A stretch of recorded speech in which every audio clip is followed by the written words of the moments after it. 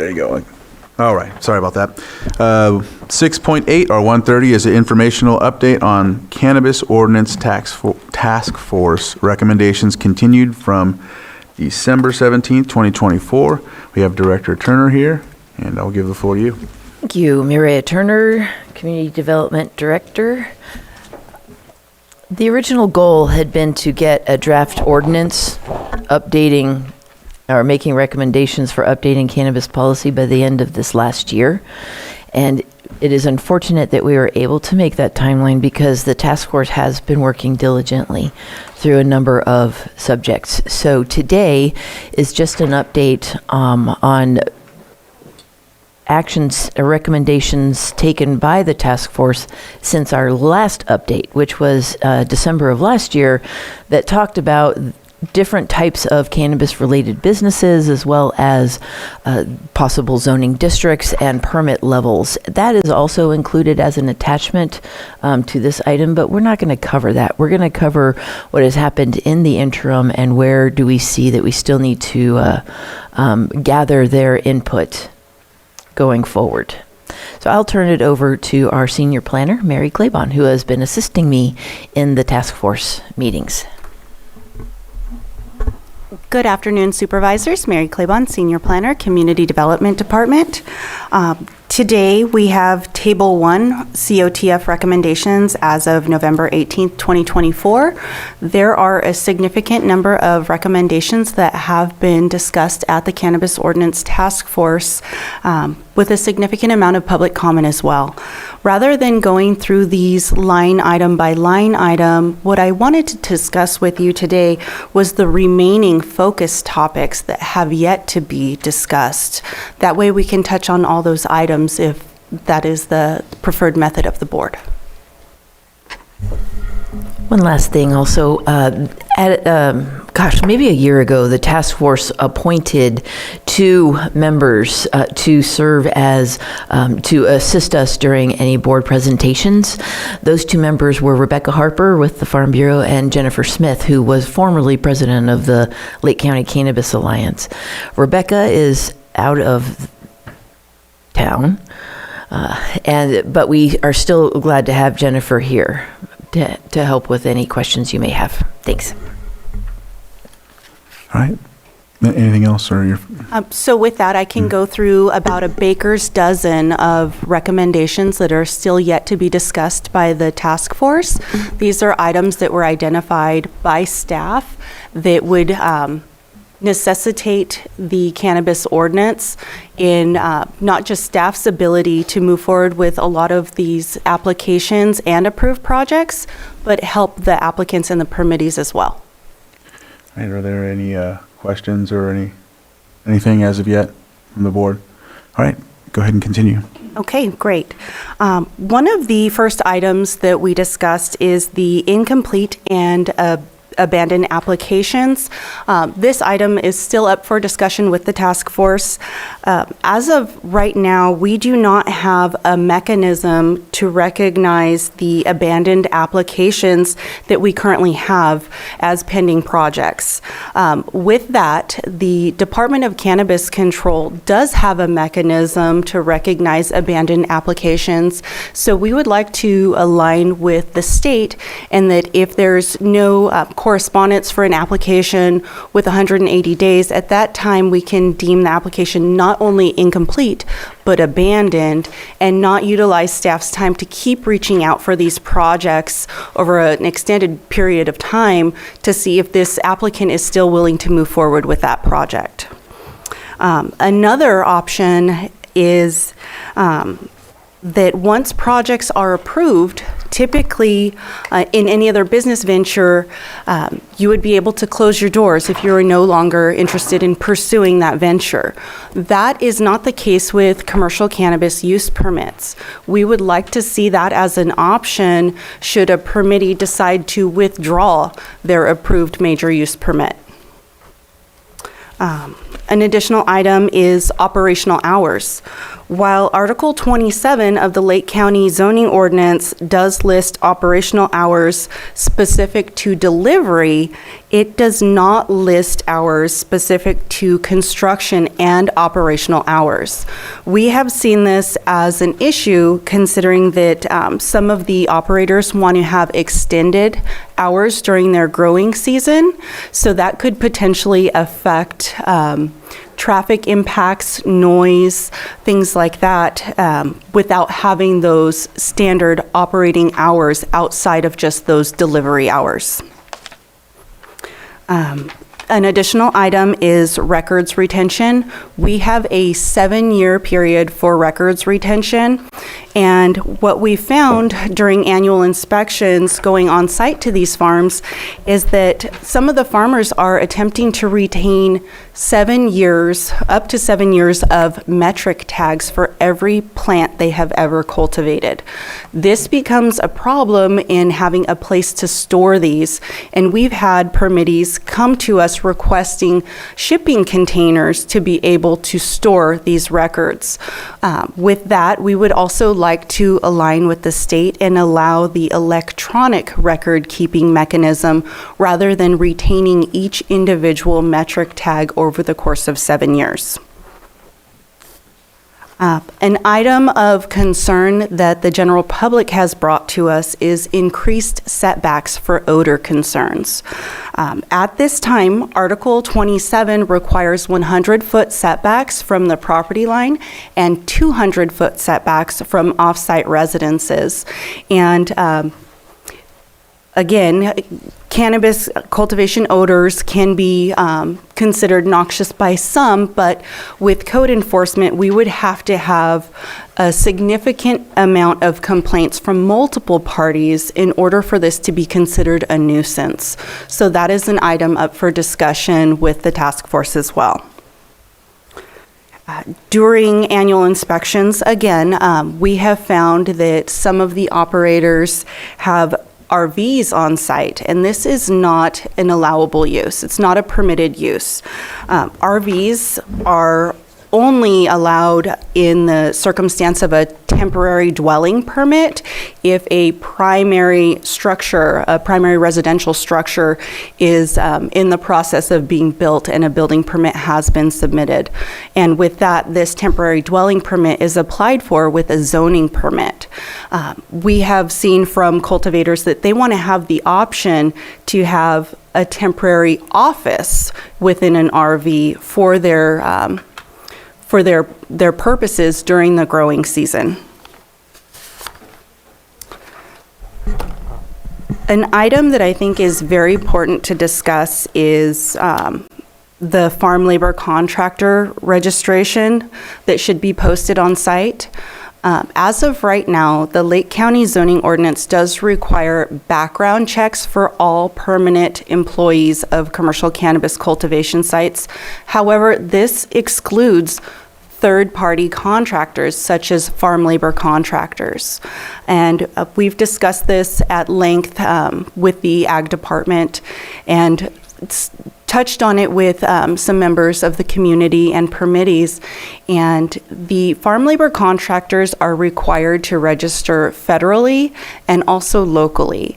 And what we would like to see within the Community Development Department is our local registration with the Ag Department posted on site. That way we can confirm that this is in fact a bona fide farm labor contractor rather than an individual that may be trying to skirt the process of going through those live scan background check processes. The notice of applicability date of October 31st, 2020 was established by Ordinance 3092, which ultimately had a cutoff date for enrollment with the Water Board. And all major use permit, minor use permit applications for commercial cannabis do require to have that notice of applicability dated October 31st, 2020 or prior. With that, we are not seeing an influx of a significant amount of applications because that date is still into effect. It is potentially considered an unofficial moratorium is what I've heard the general public speak of, and they have asked if that date would be released by the board. When I started with the Community Development Department almost 4 years ago, it was one of the most general inquiries that I had received as the planning technician. To date, I'd say that we receive that potentially 2 to 3 times a week, but at that time, a few years ago, I was receiving that at least 10 times a day. So we are not receiving that amount of an inquiry and influx. However, it does roll right into the next topic that I wanted to discuss today, which is the maximum submittal of 12 applications per month, which was put into place by a 2019 ordinance. As I had previously mentioned, the Community Development Department cannot accept major or minor use permit applications for commercial cannabis without that notice of applicability dated October 31st, 2020 or prior. With that, we do have a limitation of receiving up to 12 applications per month. We currently do not receive 12 applications per month. I believe we have received 3 applications in the last 4 months. So it's significantly lower, and I'm not sure if that's something that the board wanted to discuss further, but again, this is recommendations for the task force to make in order to bring that to the board. I have a couple more topics for you, if you bear with me. An additional topic of concern is cannabis density of cultivation sites and retail sites and proximity to each other. At this time, the county code does not have any limitation for those. However, it is something to be considered with cumulative impacts. To date, there have been approximately 158 cannabis projects. That includes cultivation, retail, processing, and manufacturing. Of those 150 plus projects, 136 of those were active this last year. Outside of commercial cannabis, there is the adult and primary caregiver medicinal use. This is the residential use, the personal adult use that we don't necessarily talk about at the board because it's not the hot topic.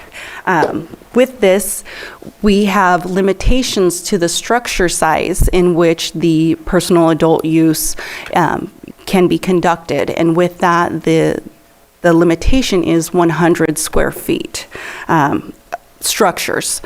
With that, we're discussing whether this should be expanded to allow for the more patient count should this individual be a primary caregiver for more than one individual. Additionally, code enforcement has responded to several residential locations who seem to have the magic plant count, and they always know what number is appropriate and what is considered an allowable use. And with that, we do not ask for medicinal information supporting documentation for that. However, there is a mechanism that we could utilize for that through the California Department of Public Health, and that is a unique user identification number that would allow us to review whether these folks were actually patients or if this was recreational adult use for cannabis.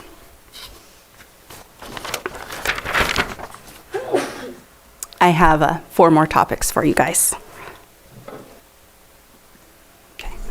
The opt-out and reduced canopy process was brought forward with Resolution 2024-53, and this identified June 1st as the deadline for opt-out and request to reduce canopy. And this is something that the task force is getting a little bit more information on. There will be a briefing on fallowing, which allows the operation to not necessarily move forward for that year. The task force is going to bring this forward with, I believe Nara Del Baca is the member of the task force that is going to be discussing this item further. Another issue that we've had is the potential for site reclamation bonds for locations that are going to be closed. This bond would ensure that when this permit reaches the end of its life cycle or when the use is abandoned, that the site is returned to its original condition and any monitoring under the reclamation plan is carried out.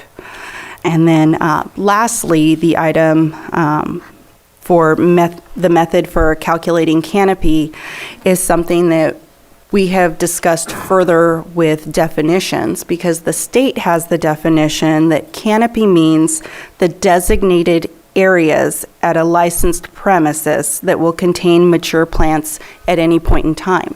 However, we have applications where applicants submit site plans with the cultivation area, the canopy area with rows and aisles. So we're looking at a clear-cut definition. That way we can have a better understanding of how canopy is to be calculated, regardless of the schematics of the rows and aisles and the proximity within the cultivation areas. Thank you. Within that same attachment that Mary just covered, what we're still left to cover in the future, I'd just like to highlight a few of the accomplishments or the recommendations of the task force, just on a few things that I think will be of interest to the board. Property owner approval. There was discussion regarding adding the property owner as a co-applicant and a co-permittee for the purposes of connecting, having a firm nexus to follow should taxes not get paid on time. So we did meet with sheriff's deputies. We met with multiple times with the treasurer tax collector and actually decided to go a different route on that as far as holding permittees accountable for tax payments.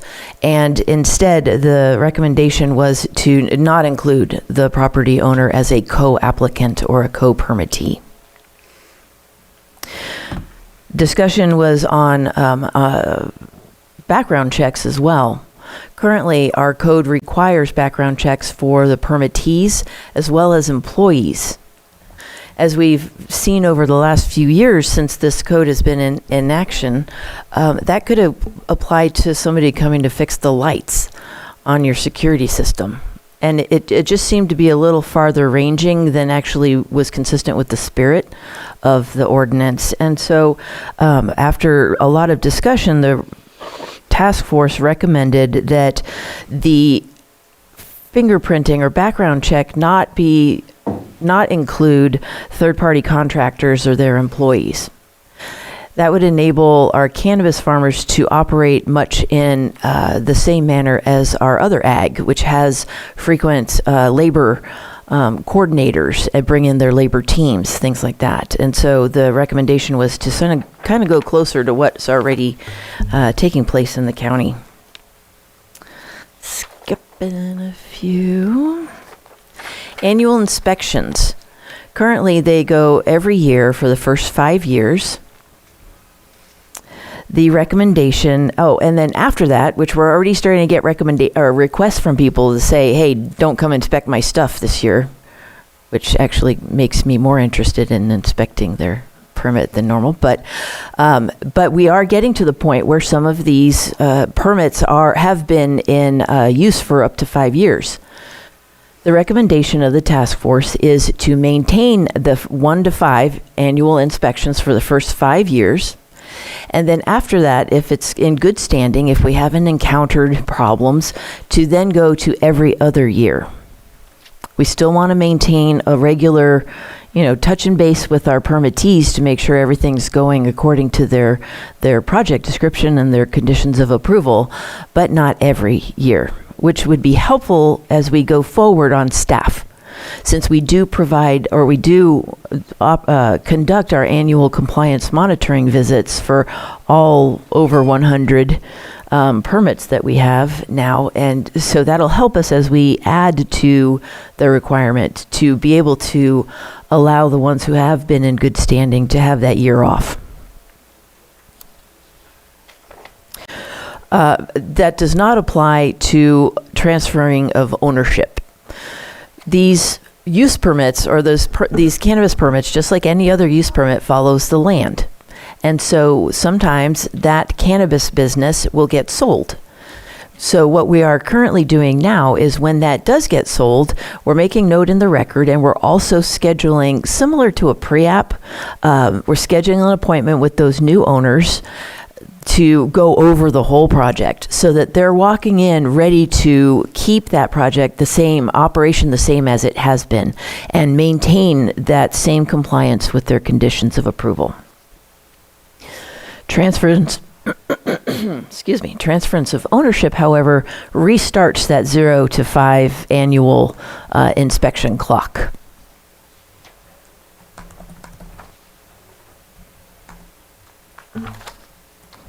We're getting stronger on the removal of trees, minimizing the removal of certain types of oak. We did add wording to defer to a tree oak ordinance, which I'm hoping, or a tree removal ordinance, which we are hoping to work on following the Lake County 2050 update, if not before. Generators. Rules were changed regarding the generators to both recognize that we don't want them there long term while balancing it with the fact that it takes sometimes a couple years, 2 to 3 years, for PG&E to be able to pull power out to a location. And so the amendments are making sure that it's important that these generators meet all CARB standards, air emission standards. We're encouraging noise reduction tools and applying it to all cannabis-related businesses. The current code does not speak to outdoor cultivation. We think it should. In pesticides, there is significant new language to update it and make it standard with the definition in state law. And we thank our agricultural commissioner for providing that specific language, as well as making sure that the code citations that are currently in the code are still applicable. We also added clarification in recommendations regarding the exclusion areas to identify Clear Lake as a public land and hold that line, the 1,000-foot buffer, from 7.79 or full lake, 7.79 Rumsey, just to add a little better clarity. One of the goals of the task force, as asked by the board, is to make these rules a little easier to understand for people who are trying to become permitted. And so additional clarity supports that effort. Also, most recently, there was discussion regarding the farmland protection zone and the required greenhouses within the farmland protection zone. So there were a number of meetings that were dedicated to this discussion, and the final recommendation of the task force is that instead of limiting it to those delineated areas of the county that were part of that first ordinance that highlighted certain areas of the county, to switch over and include prime land, to use the soils that are the level of farmland importance that are put out by the state, and include the prime farmland, unique farmland, farmland of local importance, and farmland of statewide importance. So that would drastically increase the amount of area that is considered, or that would be considered, farmland protection zone. But through further discussion, the task force came back and said, instead of a greenhouse, which is a firm structure with walls and is fully enclosed, hoop houses would be acceptable in use in farmland protection zone. Can I ask you, and I apologize, I got stuck on a thought. Can you repeat that section about the farmland protection zone? You mentioned all of the different types of farmland, but then went into the farm protection zone. Is it identified to keep the current areas that we've identified as farmland protection zone, or to add land? This would be an addition. It would include those that were already included because those focused on prime ag soils, the first 4 classes of soils in the farmland of state importance. This would be an expansion of that. And that actually concludes my highlights, but we are more than happy to answer any questions you may have. Supervisor Pyska? What's the thought behind expanding that into the other farmlands? The discussion focused on protection of prime ag soils as well as soils that could be used for agriculture in the future. My understanding of that previous ordinance was to minimize the potential for conflict between cannabis growing and its terpenes and agriculture and its pesticides or other sensitive areas. So that my understanding is that was why the farmland protection zone was originally established. I wasn't here during that time. And so the conversation that I missed the main one, but it seemed to focus on if we're going to protect those lands, we do have additional soils that also need to be protected, or where the interaction, the negative interaction between the two industries should be minimized. And that was the thought behind expanding to those additional areas. Unfortunately, our Rebecca is not here for that today, but Jennifer's here if you wanted to add anything that I might have missed. I would just have a follow-up question. Are there instances where this is an issue? Or are we having conflict? We have not received the complaints that we have received within the last few years focus mainly on odor impacts between residential use and cannabis cultivation. We have not received any complaints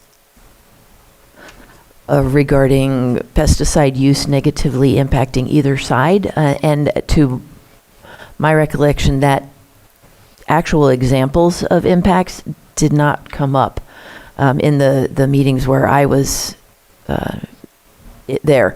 A number of theoretical possible conflicts, that was definitely discussed. Supervisor Sabatier, and then I'll come to you, Supervisor Owen. So I don't have, and I'm sure I can even find it because I think it's still in our Article 27 that's posted online. The original intent was if your, whatever it is, prime farmland, farmland of importance, whatever the category it was, if it was part of a greater network of farmland, then you weren't supposed to grow outdoor. If you were isolated or whatever other term, then you were allowed to grow outdoor. The problem is the interpretation of that paragraph was so misinterpreted that we were seeing things happening in Big Valley where that should never have been interpreted as not being connected to a larger farmland environment. And so that's why we went to the mapping to identify, and because at that point it was a little messy, there were things popping up everywhere all around, we identified, working with Brenna Sullivan at the time at the Farm Bureau, what are the areas we really, really want to protect rather than trying to really make a mess out of a mess. And so we did not add, like for example, the South Lake area, we did not add the High Valley area, but we definitely did Upper Lake, Scotts Valley, and Big Valley area. And so it wasn't about soil protection, it was the interaction of potential interaction, conflict between other farmlands that were already active with other types of products, and trying to really help identify, so in the future you use the map and not an interpretation of a paragraph. And so that was the purpose behind that. And just for my own personal comment, it's weird to protect farms from another farm for soil changes like that. That just to me is a weird concept, but that'll just remain there. Thank you. We did receive input from farmers and ranchers in the South County area that regarding them being left out of that initial mapping. So that was part of the conversation as well. But I appreciate that context. Supervisor Owen? Yes, I had noticed that it's included, the cannabis growth, it looks like it would also be included in APZ, Ag Preserve. Land, that's correct. Okay, and there's tax benefits with that particular zoning, which is meant to help the mainstream agriculture industries.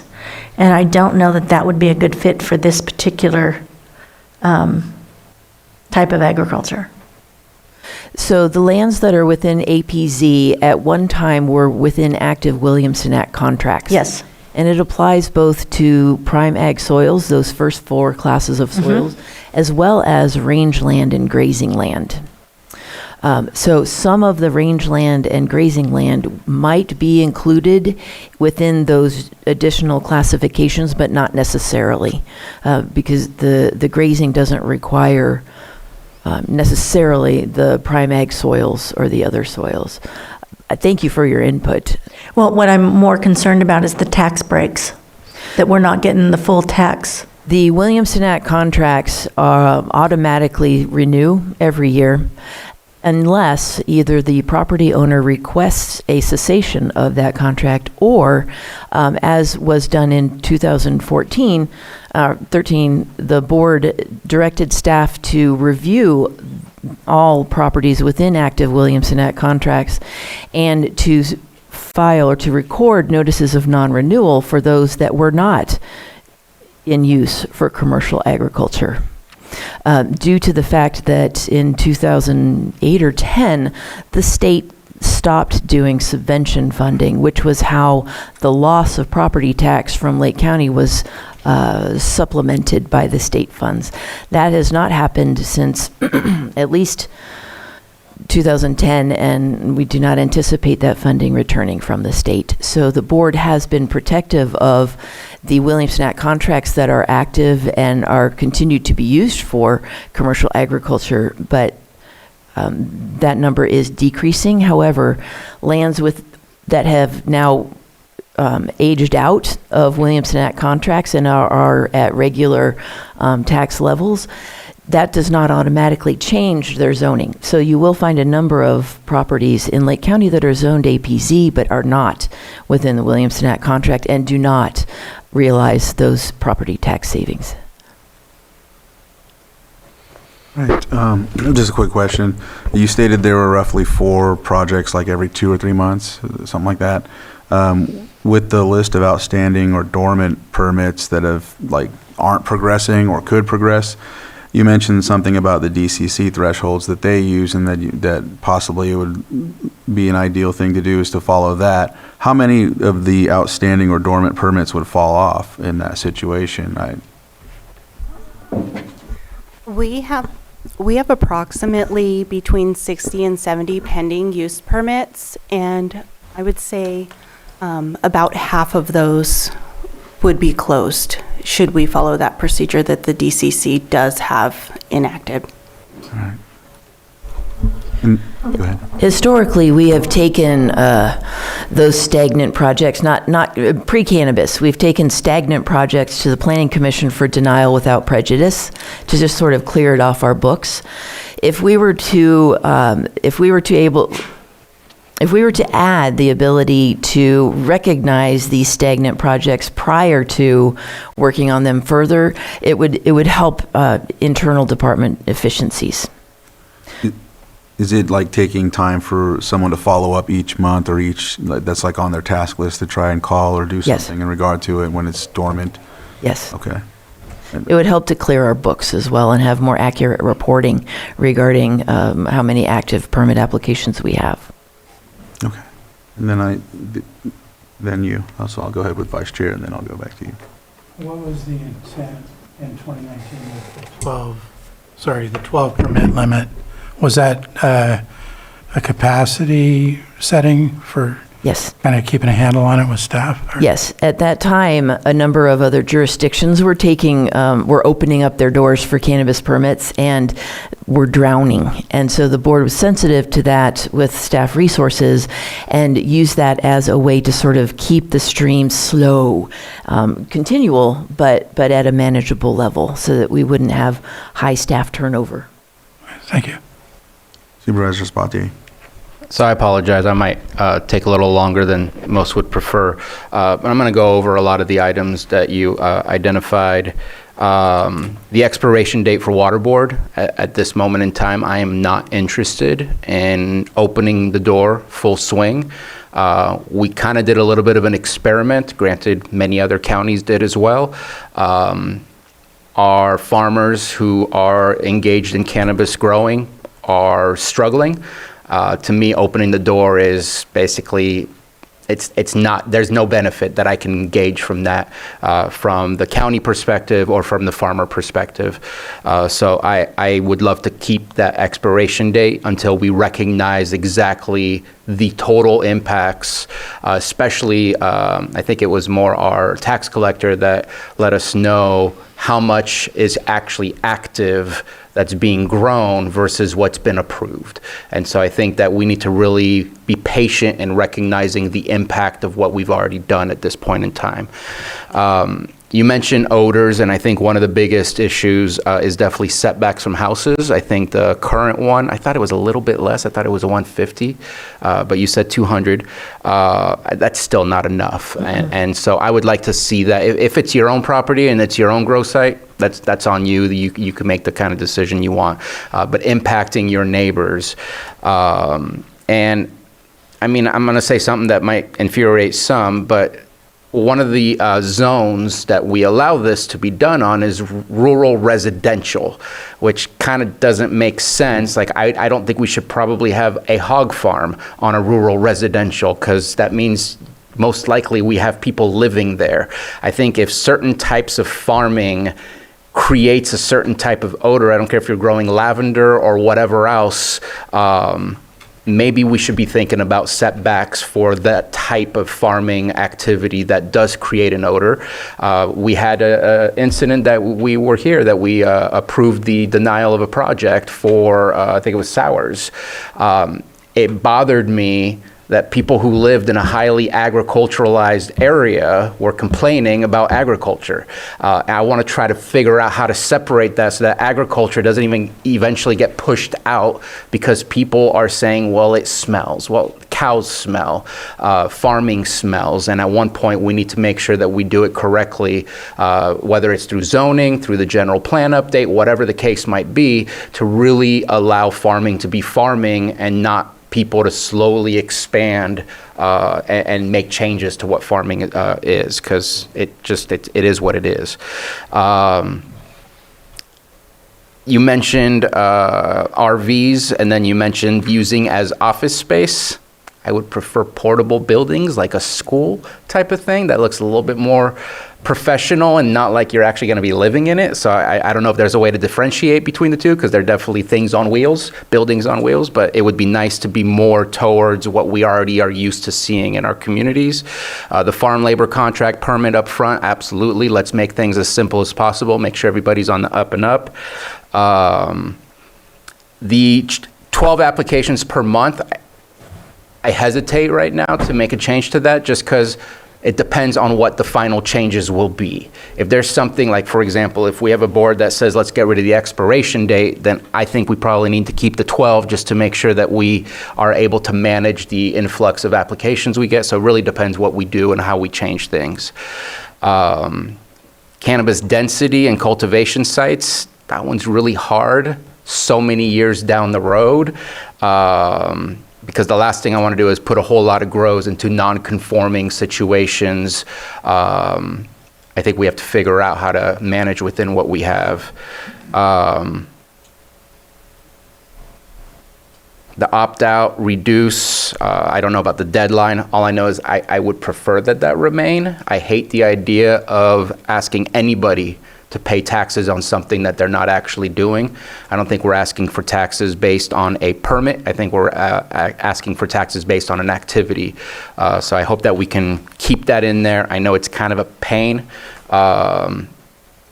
But maybe there should be a fine if you're not in time for telling us that you're going to reduce or opt out. That way we can really get people to conform. Yeah, and if we can add that deadline, it does help staff, so we're not scrambling, both us and the tax collector's office. So that was just to add a little more formality to what had started as an internal policy. Site reclamation bonds. I just was curious, do we do that for other types of activities? And I'm jumping from one very specific type of practice, farming, to like, do we do that for gas stations where there's a site reclamation bond? Not that it's the same thing, but like, do we do that for anyone else remotely close? Our mining projects do include that. Yeah, but is cannabis growing a mining And project? geothermal. Okay. I just, to me, there's a huge separation in that, and we can fine them for code enforcement if they don't clean up their stuff, but they're not supposed to be throwing gasoline on the ground. So I feel like that one is a push of, This one. She wants to Yeah, respond just to this, some- on this one. So it's in the farmland and protection zone where we've got greenhouses and concrete slabs that are on valuable soil, that once those projects are abandoned, then you're left with something that's more difficult to remove or costly to remove, so it can't go back into agriculture use. That's the problem. That was also the main reason why the recommendation of allowing hoop houses came from the task force too, because they were grappling with the logic of putting down foundations for the purpose of preserving prime ag soils. So that's why they negotiated that one. and I could be wrong, but I feel like we have packing sheds that are probably on prime farmland in the first place as well, and those are on very large concrete pads. And I get it that those are also kind of issues because many are no longer in activity, and we're trying to figure out what to do with them. But I don't know. That one I guess I haven't figured out yet. Clear-cut definition of canopy. Yes, I have seen it where you guys are looking at one plan and saying that's a 4x4. Are you going out to measure each year to make sure they didn't go above and beyond each one? And so it just, to me, that becomes weird. I'd prefer it be a rectangular area. I believe that's the way the state does it. I believe that's how you identified the state measurements. And I think that would be the best, and let the farmer figure out how many plants can I put in this rectangular area, not each plant is 4x4 and I get to place them wherever I want and then call that an acre, even though it's really 3 acres. So just, I would prefer it be very specific like that. I do want to add the property owner somewhere within the application. If we have bad actors and the property owner is inviting further bad actors to do activities on their property, that it's harder to sell your property and start over from scratch than it is to just get a different applicant to fill out something and continue to be involved with bad actors who are on property trying to make a buck. So I would love to see the property owner be involved. That is consistent with the task force recommendations, and in fact have that approval updated annually.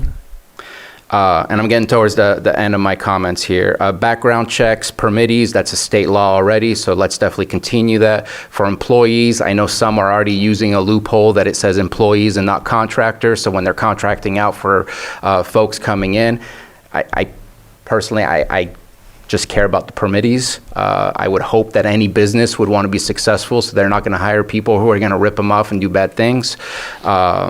The transference of ownership, I was a little weirded out by what you said, that you want to walk through new owners of their conditions of approval. I don't think we do that for any other transferring of other types of properties. I think if you want to get involved, you should get knowledge, and you should ask questions, and you should get to know those things. I don't want to see your time being used, unless you're going to get paid for it, to sit down and walk these conditions of approvals through. That should be part of any business owner should know that they have rules and regulations they need to follow.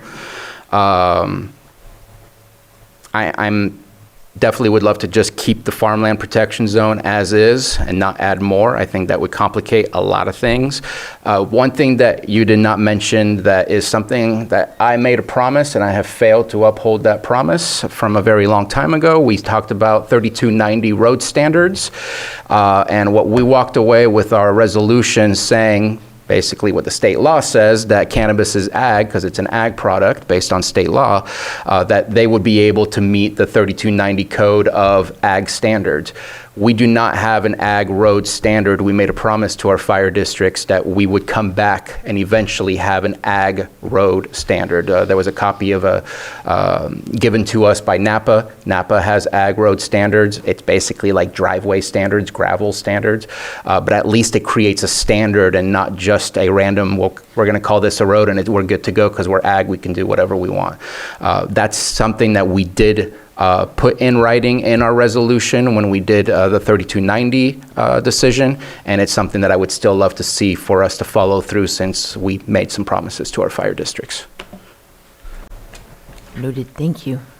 All right, did you want to have, Jennifer, did you want to state anything before I open it to the public or anything? I think one of the things that's important to note is these are recommendations that are going to come to you from a group of people that represents the industry, agriculture, concerned citizens. The fire department was involved. And so there's a wide variety of people that have participated in this over 2-year process.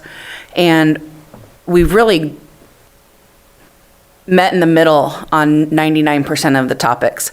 The one that you're going to see a lot of commentary on is this expansion of the farmland protection zone. We do have to meet a quorum, and some days those quorums are met favorably to one side or the other. And I know that from the cannabis perspective, we're hoping that there's a lot more conversation on this subject, because it ultimately takes out a large number of existing projects would become non-conforming, and it prevents a lot of land that's not going to be able to be used for cannabis. And in the end, you're going to see some, farmers are not going to be able to change their crops, and it's going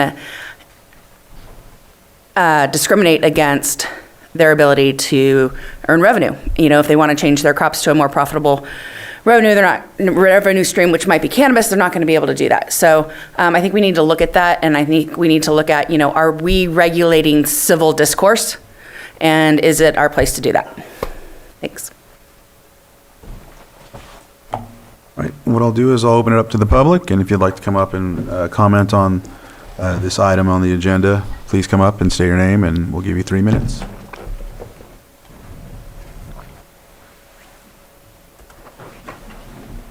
So you can come up after her.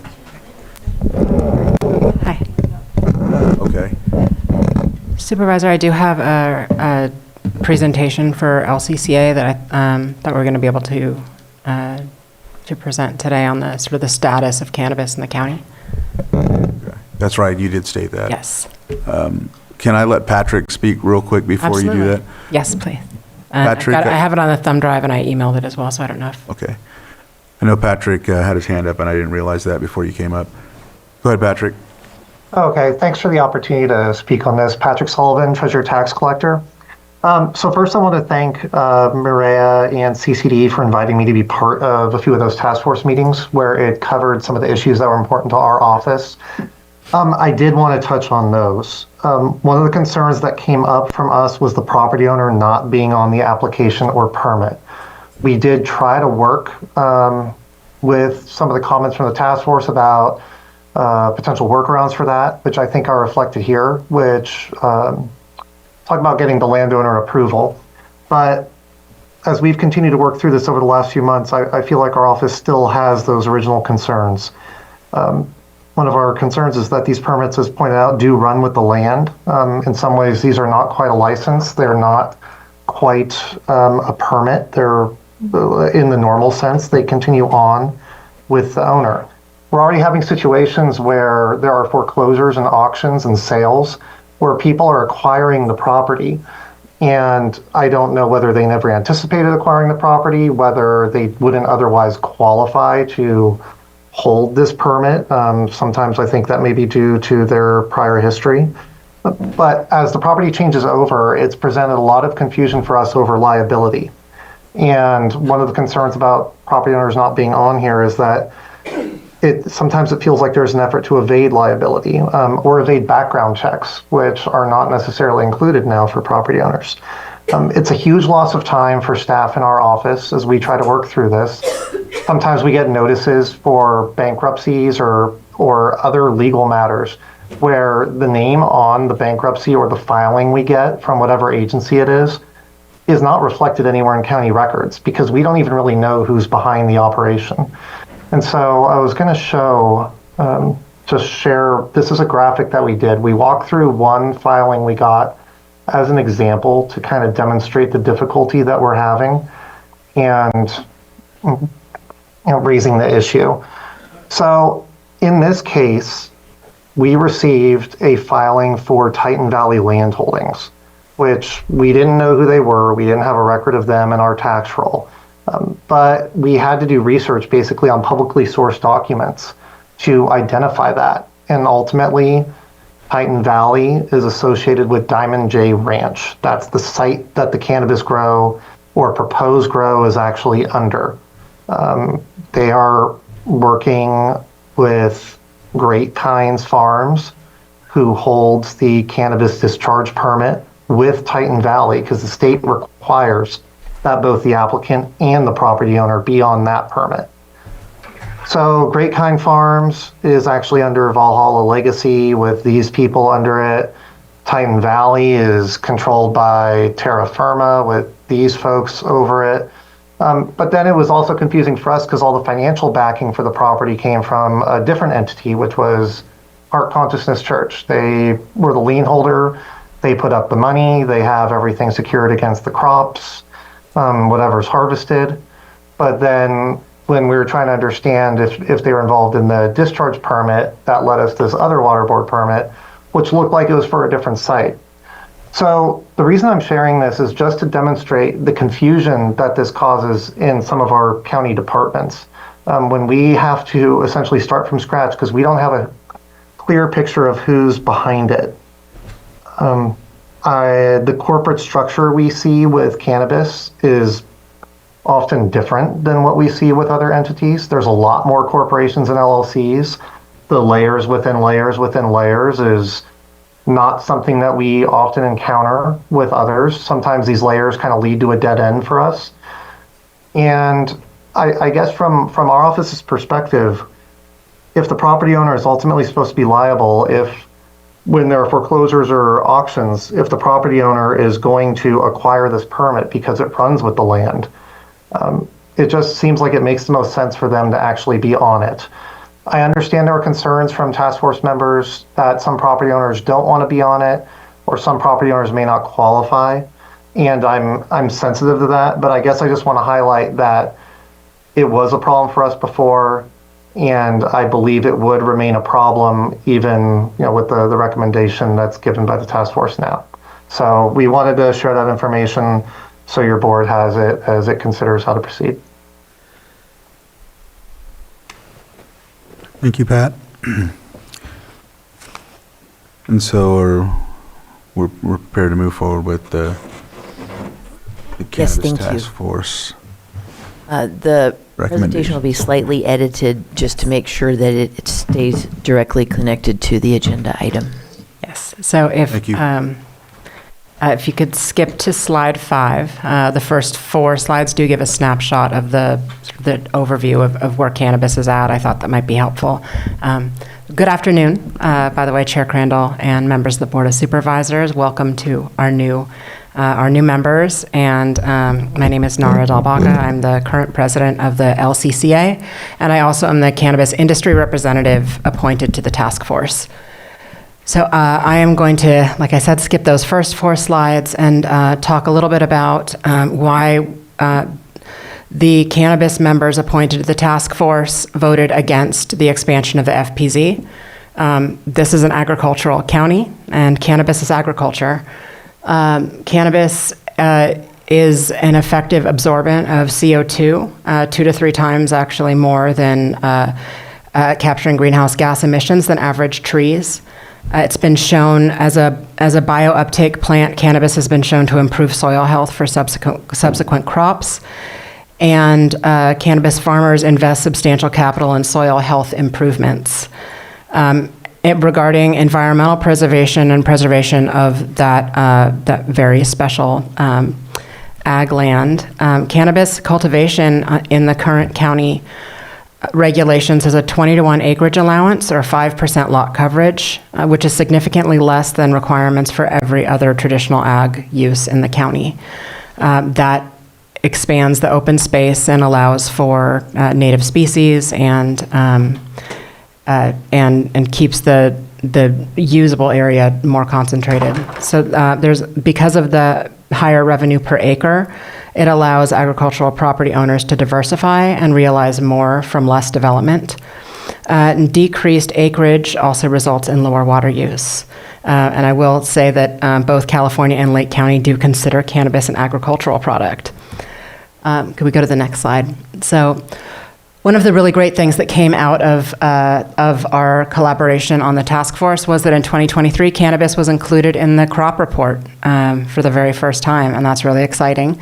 We have just 219 acres right now that's planted compared to the 11,000 for grapes, but in production of about between at least 1,000 to maybe up to several thousand pounds per acre. It's actually quite a large cash crop for the county. In addition, cannabis is the only agricultural product that does have an additional tax on it, and so that does bring revenue into the county. All right, let's go to the next slide. The task force over the last 2.5 years has updated the zoning chart, which passed through the Board of Supervisors. Retail concerns in the process was addressed. Drying structures and hoop house language was adopted and approved. The problematic early activation program was managed and ceased. And we assisted in rewriting the policy to come into alignment with the California Department of Cannabis Control, which is the state body that regulates cannabis, in addition to adapting to the changing state statutes, which the California legislature does continue to adopt new language every year. This will, as we continue to do this work, it will assist the CDD in streamlining applications and get rid of some conflicting language or contradictions that exist between the current code and the state code. All right, next slide, please. Mr. Chair, point of order. Is this being held to the 3-minute standard? No, actually, what took place was Director Turner told me they would be giving a presentation, and then they were asked to shorten it to accommodate for what's on the agenda and the task force alliance, or not the task force alliance, I'm sorry, the task force itself items. Okay, so we're allowing LCCA to present, a task force member presenting for LCCA during the task force update. I just want to clarify. Yes, yes. So just a couple concerns about the current direction of the task force. In the last 6 weeks of the year, a vocal minority of anti-cannabis residents are attending task force meetings and have pushed through this farmland protection zone expansion. And this has led the task force to push, to make recommendations that disregard the cannabis industry stakeholders, the Board of Supervisors, the task force's own mandate and vision statement, and the people of Lake County who've overwhelmingly voted to support cannabis several times. This does pose long-term risks that we've identified. It's a negative impact on landowners' rights and property values. It's a disruption to the cannabis business and local economic growth. It's a deterrence of future investment in the region, and there are potential conflicts with the existing plan. And then we'll go to this last slide here, and I will wrap up quickly. Cannabis right now has only 2 seats on the task force, and that's of the currently we have 8 members. It'll be going down to 7, but 2 out of 7. And there's just no other industry-based task force that could or would be asked to function with this kind of lack of representation. And that has led to this initiative that expanded the farmland protection zone. And that was already discussed, so I'll skip those 4. But the impact of that proposal was never discussed. We asked for the fiscal impact and we asked for the impact on current projects. We have now looked at what that might be, and conservatively, 59 of 162 of the licensed farms in Lake County would be detrimentally affected.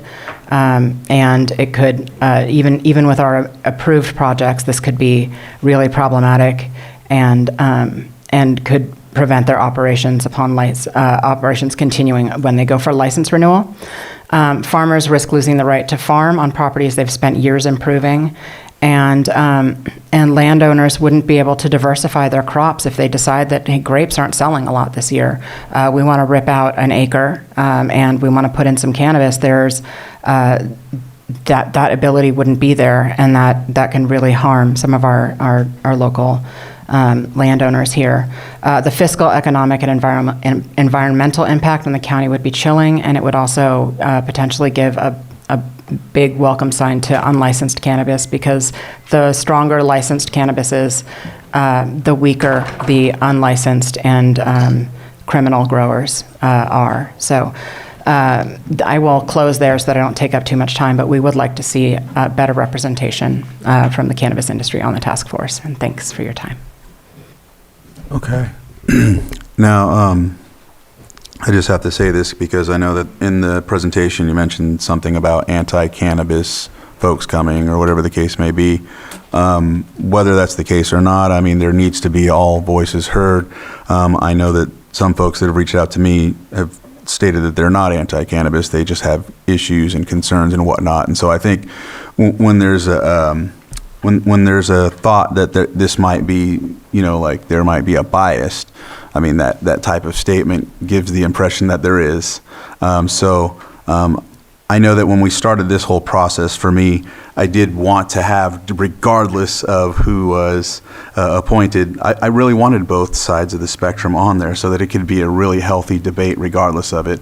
I think when we get to a point where, some folks can go one way or the other, like you said, people don't show up and it becomes a vote one way or the other, and that gives this type of situation.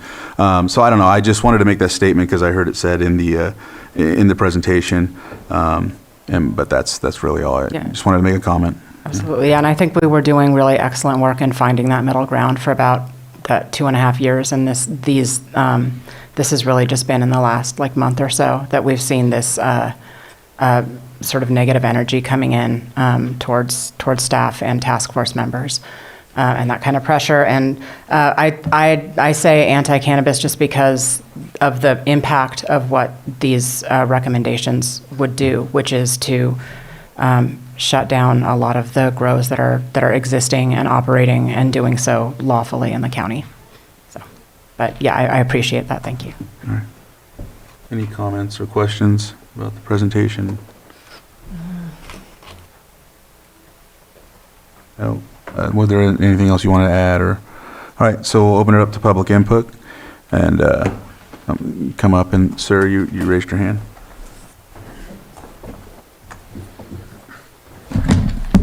My name is Bill Wilson, and one of the problems I have is I don't feel like the county is really listening to the public. I've probably got 25 emails I've sent back and forth to the county, and I don't get any response, and maybe something gets forwarded back and forth. But my big concern is that I think people aren't looking at the harm. They talk about odor, but odor is the problem. Odor is the one, the terpenes have the toxic chemicals. There's no other industry that can produce toxic chemicals and not be protected. An outdoor growth, if you have an acre, you got 20,000 plants on there, all 18 feet tall, 8 feet in diameter, producing terpenes, which create ozone. Ozone harms photosynthesis. It hurts plants. It hurts people's lungs. It's a bad thing. If we're indoors and we're filtered, air scrubbers, and nothing gets out, that's okay. What I'm against is outdoor grows of a huge scale that are producing this huge amount of terpenes that turn into ground-hugging ozone that will travel for hundreds and hundreds of feet. And I've got the U.S. Forest Service, I've got the California Air Resources Board, EPA, they all are saying that how harmful ozone is, and cannabis creates ozone. When you have hot summer days and and calm days and hot days with the terpenes, there's also myrcene is another chemical in there that is listed as a cancer by Proposition 65, but the cannabis people aren't supposed to be posting that yet. They probably will.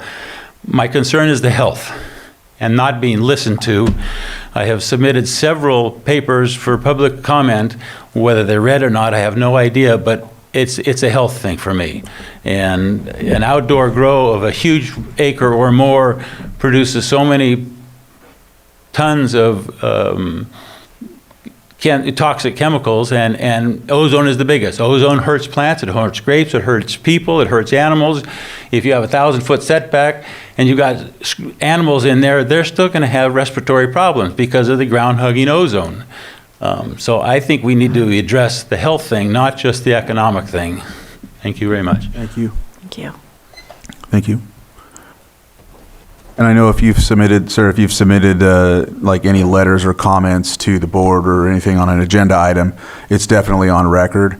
So I'm not sure if that's what you're referring to. But again, thank you for making your statement here because it's on record. Yeah. Sir, so from here forward, if anyone's going to talk, can they come back to the microphone? I've allowed it a couple times. But I have a question.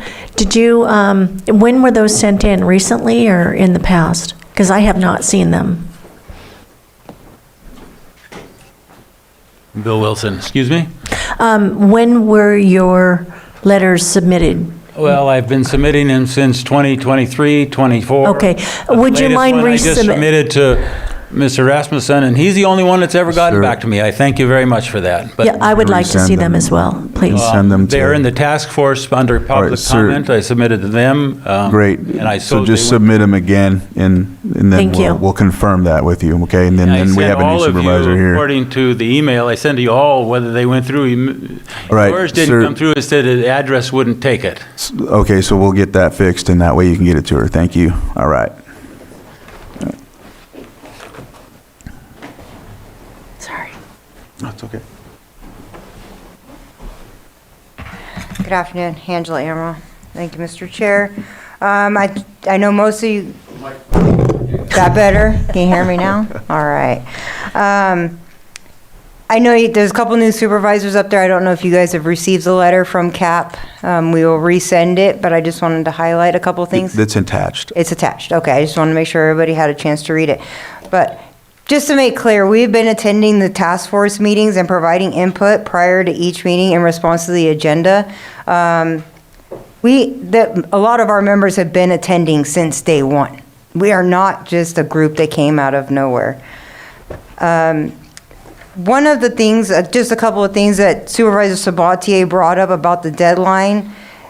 The deadline was brought to the Board of Supervisors in 2024 by Patrick Sullivan, that you guys approved the deadline for June. So there is a deadline. The site reclamation bond was another request because there is no requirement to have a property owner as an applicant. And so as Patrick alluded to, they run into an issue when it comes time, when the permittee packs up and leaves, the property owner is left with, the permit goes with the land. I just another thing was generators, FPZ, we can go into all of that, but tree removal, Maria, you stated there was stronger wording. There was a presentation provided by the Audubon Society that was very informative. The recommendations by the Audubon were not taken into consideration. We were told that it should be a countywide ordinance. It's a countywide issue, not just cannabis. So that's the way a lot of these things we've been told, that they're countywide issues and it needs to be addressed by the county as a whole. One thing I'd like to ask is that CAPA sent correspondence regarding potential conflicts of interest. We would like to request a response from the Board of Supervisors or County Council regarding this issue. Also, the issue of Rosenberg Rules of Orders, which we understand is the county's policy for committees and the consistency of following those Rosenberg Rules of Order. So we would like clarification on the questions that we have been asking several times because we feel there are strong conflicts of interest and potential areas that need to be addressed. Thank you. Thank you. Do you think we're prepared to answer those now, or probably need some time on that? Okay, I can continue with public input and then come back. Okay. Go ahead. Good afternoon, Sarah Bodner, consultant.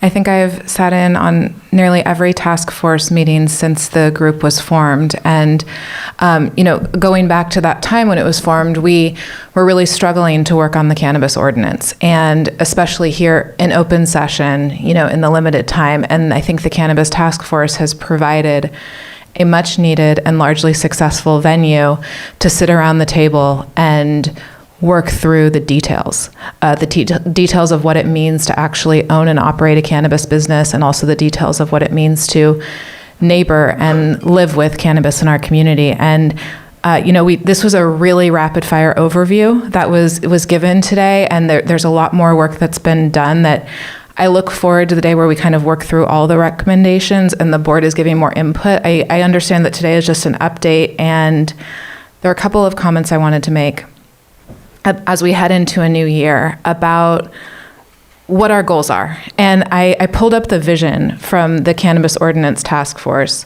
and I wanted to read it out loud. The County of Lake Cannabis Program is dedicated to the pursuit of a successful, sustainable, vertically integrated, compliant, and thriving cannabis industry that supports job growth and economic prosperity while balancing the needs and the preservation of the unique ecological environment of the county, our historical and prehistorical cultural resources, the existing agricultural establishments, and the communities of the county. Together we can succeed with clearer guidelines and expectations of the known and unknown challenges we face both now and in the future.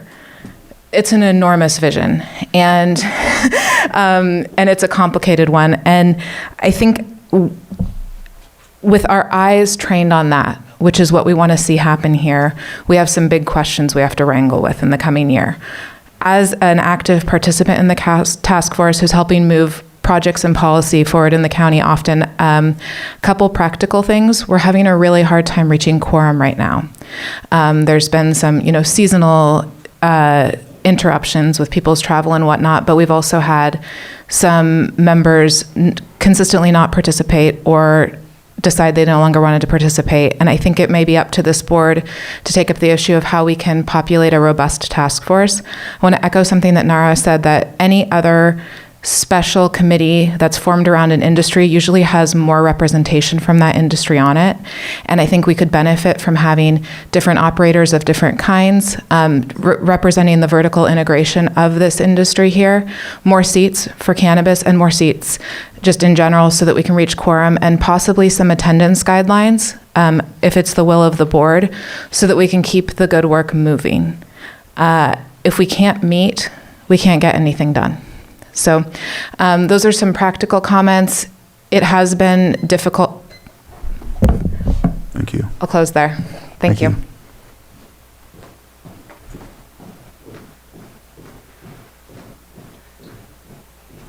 Is there a comment? I thought he was coming up. I'm Peter Lucchetti. I presented earlier today.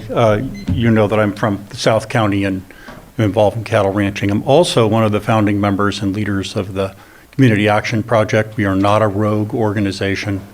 The Community Action Project is a group of citizens who Angela just indicated have been calling on this COTF for 2 years, 3 years or more, and have been very involved in the process. We're now getting organized. We're forming a 501c3, and we're planning on drawing in more public participation than you've seen in the past to stand up and be a voice that I think is a constructive voice in cannabis, among other things, the Lake County 2050 plan in Lake County. We are not anti-cannabis. I repeat that. We are not an anti-cannabis organization. What we are is a pro-constructive public policy organization. And I'll start with this. This is directed at County Council. I think what just happened here, it violates the Brown Act.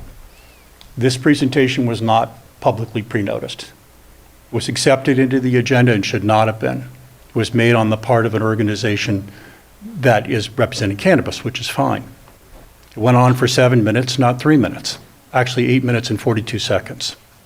So that's not okay. That's a violation of the Brown Act. Now I will say this, since it happened, CAP is asking to make a rebuttal for equal time at the board's convenience.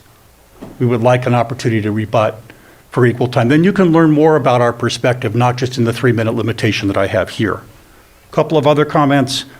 The governance of CAP is fouled up. It's not following, as Angela said, Rosenberg's rules of order. It is not.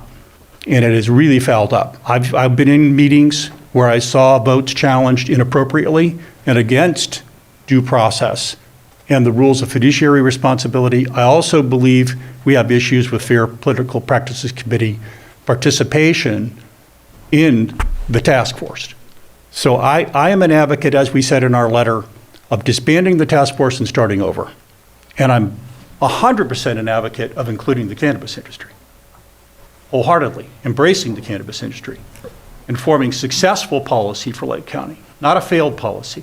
And I'll close by saying what we have today is a failed policy. Failed policy. Over 80% of the acreage is not growing anything. The tax revenue does not, in my opinion, cover the expenses. Now, I'll make that case for you if you give me equal time. And that's what I'm requesting. Thank you. Lloyd? So your board has the discretion to provide time. Historically, your board has provided public comment within 3 minutes. That's pursuant to county policy. The presentation that was made that went over 3 minutes, that's under the or incorporated as part, as I understand it, as part of community development's presentation, which has then been truncated to make it tailored and narrowed in scope to relate it to the agenda item that's before your board, which is just a presentation. So your board certainly has the discretion to that. Typically, historically, your board has provided more time, more minutes to the presenter for this type of agenda item, which is just a presentation, an informational presentation to your board. Everybody else is, as far as public comment is concerned, your board, pursuant to policy, has narrowed it or relegated it to 3 minutes, 3 minutes per speaker. Not aware at this point of the reference to Rosenberg's Rules of Order, but I would direct the board to the county policy, again, and it's Appendix C of Chapter 1 of the county's policies and procedures as it relates to county advisory boards, commissions, and committees. They follow Robert's Rules of Order. It's been cited there. The provisions are cited there on Robert's rules, not Rosenberg's. And then another question, for this task force, was there the applications, there was a document, and I'm not sure if when this committee was for this ad hoc was formed, I know that we implemented a conflict of interest document at one time or another. Was that, I don't know if that was included with this. I know that took place at one time or another, but it might have happened after. It's on the application. When was this created? 2022. 22, yeah. Okay. But I just know that we reformed it or readjusted it. I know that there was a document, but it was enhanced, so, yes. The Rosenberg Rules of Order, isn't that the more current, kind of basically the same thing as the Robert Rules of Order, but it took place in 2022? So it's a more current update of the Roberts Rules of Order, I believe. And in that, I understand that it's because you can't have a conflict of interest and vote on an item in which you can financially benefit. I believe that that's what is being addressed here. Rosenberg Rule of Order, it has been adopted into the bylaws of the Planning Commission because it's designed for boards that are of smaller size, like less than 50 people, where Robert's Rules of Order would be most commonly used. But I would defer to Lloyd regarding any standard format or rules of order that are used by ad hoc or committees, task forces. Okay, thank you. I think the FPPC stuff that was alluded to earlier is a separate issue. Oh, okay. I know when I was doing research, I had read the Rosenbergs as well because that appeared to me to be the newer version. Sir, would you like to come up?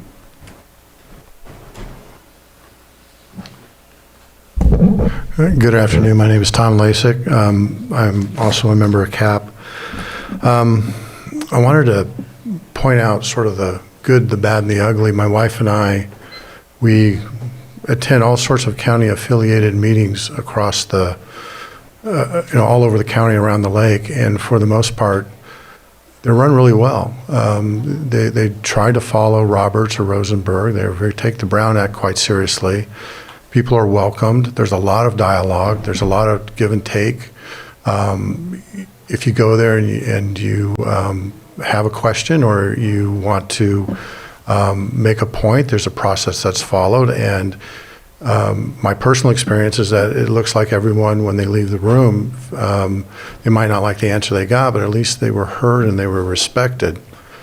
That's sort of the good. The bad is that, with all due respect to everyone, the Cannabis Ordinance Task Force is sort of an outlier on that. This is supposed to have been a 5-month project, and it's already in its 30th month. It was already mentioned that there's trouble making a quorum.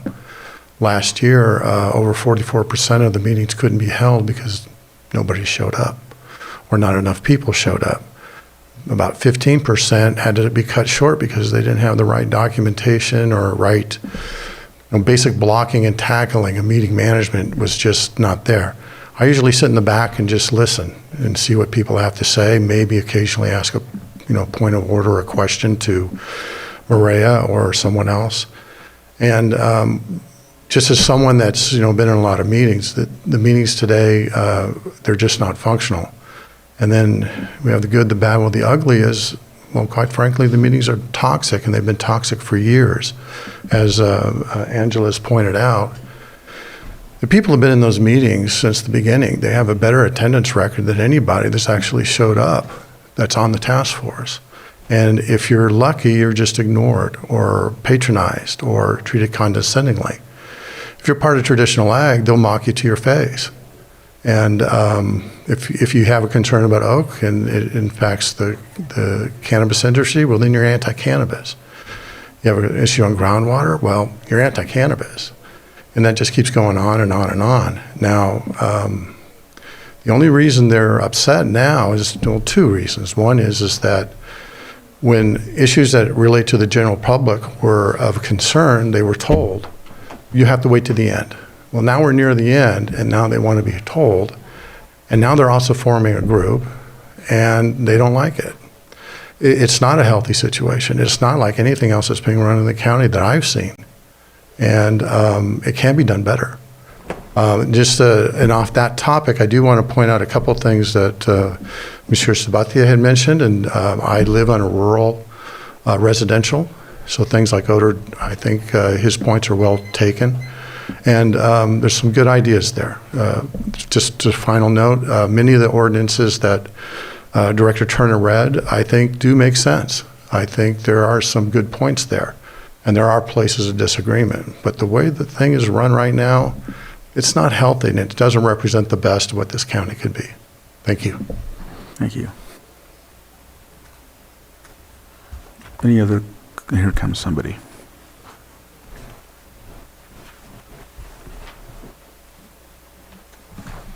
Hi, Holly Harris. Greetings and welcome the new supervisors. I have attended the Cannabis Ordinance Task Force. I think I've missed 2 of them since the very beginning, and you have to have a long stomach to go through some of these. At the beginning, I really had high hopes for this, and then we're not anti-cannabis. As a matter of fact, we want to promote, I don't know how many times we've said this, we want to promote small farmers. We want to have local, people that are thriving, just like all of our little communities, et cetera.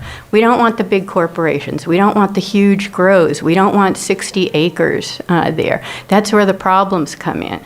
At the beginning, I attempted to reach out when it wasn't really, when we were told that the public issues would be the last thing that would be discussed. I actually reached out to a couple of the LCCA and the cannabis members, and they never responded to me.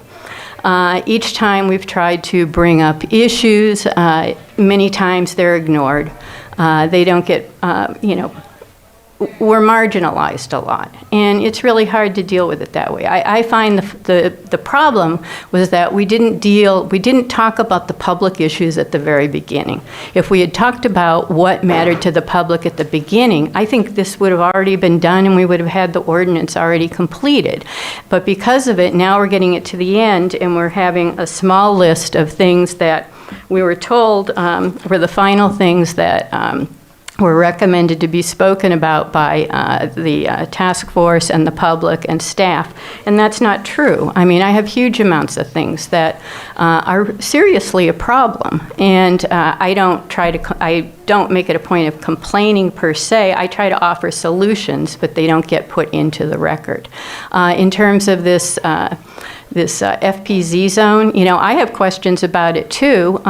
I'm not quite sure why there's such a huge fuss about it at the moment, because they also voted to allow outdoor cultivation in hoop houses. We asked what happens about filtration systems, and we've been, I think, at least 12 times, and I think we've been ignored because the way it reads right now, they're allowed to grow in all of these FPZ zones in hoop houses without filtration systems, unless somebody can tell me otherwise. So there's a whole lot that really needs to be, discussed and gone through, which isn't happening. And I just wanted to say I would really like for us to come together somehow and get this fixed, and have the community be incorporated into it. Thank you. Thank you. Sir?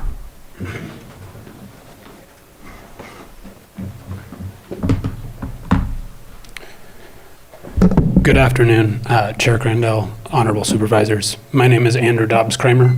I've been working in cannabis compliance for a little over a decade, and I've been involved in ordinance writing processes in many jurisdictions, from different cities to different counties. And I've been attending for about the last 6 or 7 months these Cannabis Ordinance Task Force meetings. And I have to say, when I first began attending these, it was really refreshing.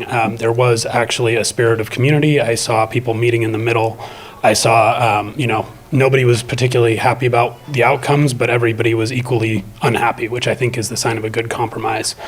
I've seen a marked change in the last few months, where before progress was slow, but it was happening. There was, conversations were not always finished, items were not always finished in one meeting, but people were concerted working towards a goal. In the past few months, it really feels like there's been a turn. And it feels like there's been an effort, a concerted effort, to muddy the waters and add hurdles wherever possible for operators. Rather than the vision statement of aligning with state law and trying to streamline things for CDD, we've seen countless kind of honestly frivolous suggestions that are really meant to just make things more difficult for operators. The perception that you've heard here today of CAP as an anti-cannabis group is not trying to name call. It's based on the evidence and these repeated attempts to regulate cannabis out of the county. That's in many jurisdictions where there's not a ban. The solution by people who don't want cannabis is to simply add regulations until it's not financially feasible to operate within that county and people go elsewhere. That feels like that's the recent turn that these efforts have taken. I also just want to briefly dispel the idea that terpenes are unique to cannabis or somehow new or something scary. Terpenes are any of a large group of volatile, unsaturated hydrocarbons found in the essential oils of plants, especially conifers and citrus trees. That's a definition. I didn't come up with that myself. Myrcene, in particular, is found in hops, lemongrass, mango, citrus, bay leaves, etc., and all kinds of agricultural crops throughout the county. So to act as though cannabis is some new, unique threat that's never been here before is simply unfounded. Moving forward, we all want to see progress here. I'm not here to harp on folks. The way to get this task force back on track is to fix the quorum issues, get industry representation, and keep doing the work. It's going to be challenging. It's going to take time. People are going to be frustrated. That's part of a good democratic process. Thank you for your time today. Supervisor Sabatier.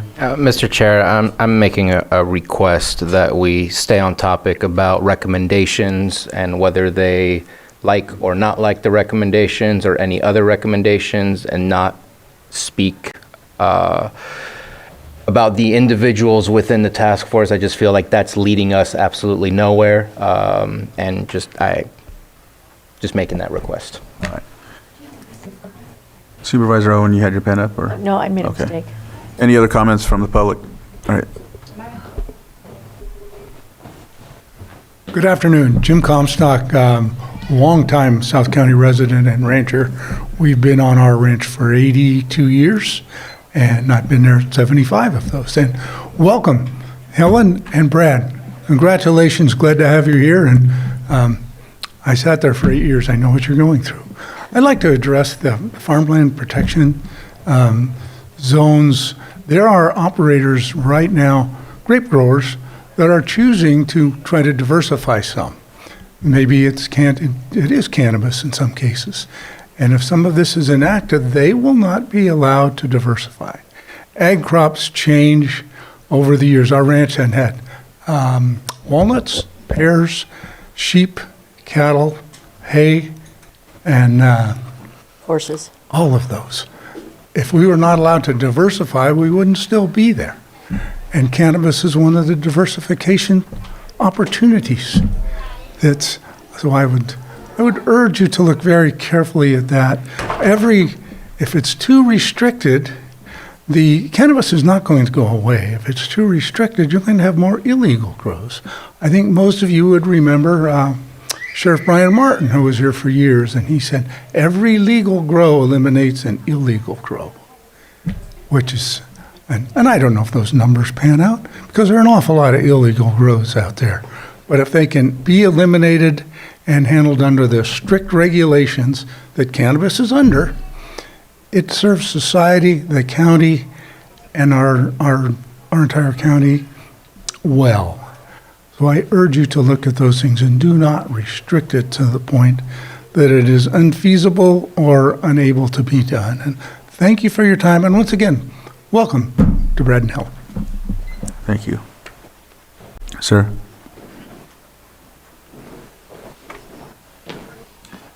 Thank you, and supervisors. My name is Peter Simon. I'm one of the owners of the grow that we call Pasta Farm, which is outside of Kelseyville.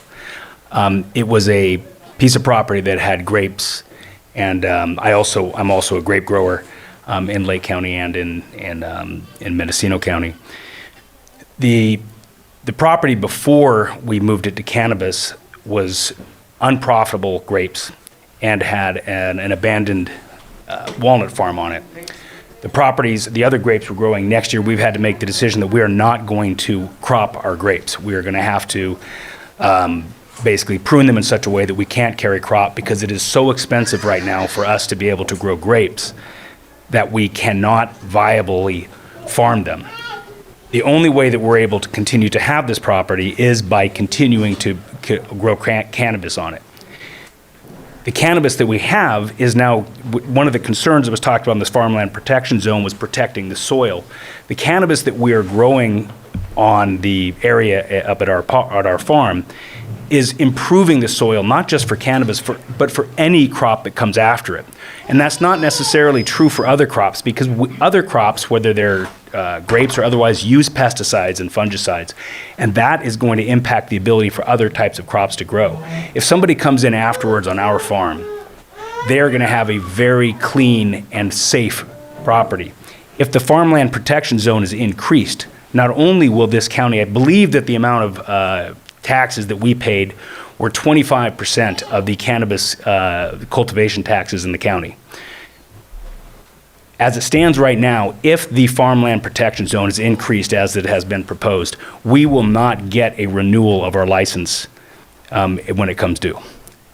And it is not something that is going to benefit the county going forward. So I'm going to get more involved and try to participate in the task force. I want to reach out and speak to and listen to the concerns of the various constituents, because I don't fully understand them, and I do think that dialogue is necessary.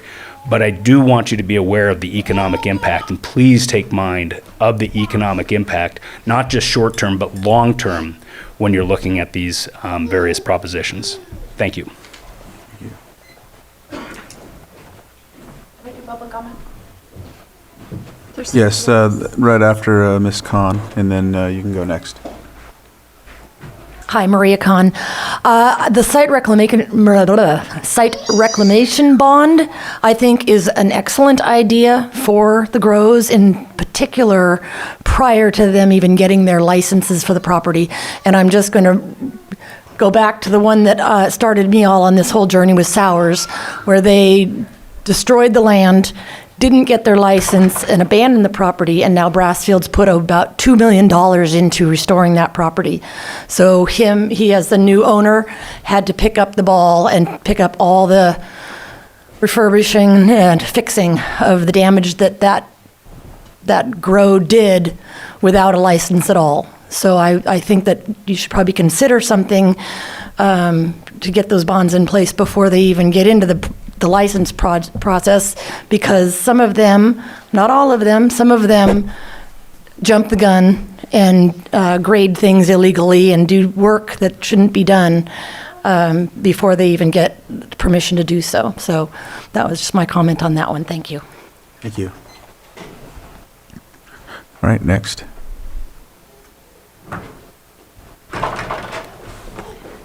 Jennifer Smith, past president of the LCCA, member of the LCCA, local cultivator, and member of the Cannabis Task Force. A couple things I want to talk about in some of the recommendations and the task force in general. I think we're hearing a gross misrepresentation of the temperature in the room. I feel that if all the task force members were here today, past and present, that they would let you know that it has been a very cordial and educational process. I do have some concerns when we're talking about wanting more discussion, but yet wanting us to maintain Robert's rules, or what's the other rules we're talking about today? So Let's go to the recommendations. Yeah, what's that? Let's stick to the recommendations. Okay, so we can't have, all right. We're going to stick to the recommendations? It's just, I know what I think we know what you're going to say, and it's just becoming a back and forth, and I think Supervisor. Okay, I don't intend it for it to be back and forth, but I just think that what we have done at the task force is valuable work, and I think that we need to continue it, and I need to find ways to keep moving forward and engage everybody in the conversation, which can't be done the way it's structured right now. Thank you. Is there any other public input? Okay. Can you unmute on Zoom and state your name for the record?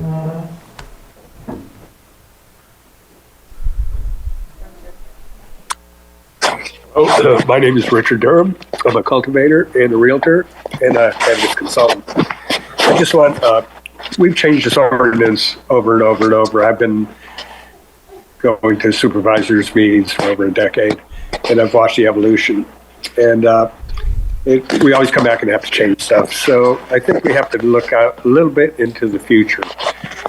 When cannabis becomes nationally legal, it'll be really difficult to sell your cannabis out of the state of California if it's grown indoors, because other states will have excise taxes on it.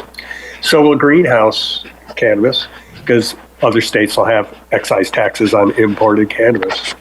So if we're looking into the future, the cannabis that we'll be selling in all 50 states would be full-term outdoor cannabis. And now we're trying to restrict it and put it into greenhouses, which is really going to lead a lot of growers to bankruptcy because they won't be able to sell their weed in the future. And as far as the farmland protection zones, I've lived in Lake County for 34 years. I've seen grapes, pears come and go, walnuts come and go, grapes come and go. And a lot of the protected lands are fallow. Nobody's growing anything there. And if you look at the size, a lot of these properties, they're 20, 30, 40 acres. Well, that's for conventional farming, that's a little small. And it would fit cannabis perfectly. And as far as full-term outdoor cannabis, it's been branded for 50, 60 years all over the country. It'll be a big boon to Lake County. And a lot of the old property owners who own the farmland or protection zone properties they're not farming it because they just can't put a crop on there that they're going to make money. Cannabis would make money for these people. And these are the people who have actually inherited. These are the long-term residents of Lake County. And if you want to protect their property values, you should give them the opportunity to be able to grow cannabis on it. And with that, I'll let it go. Thank you, Richard. Is there anyone else on Zoom? Rainbow Church of Living.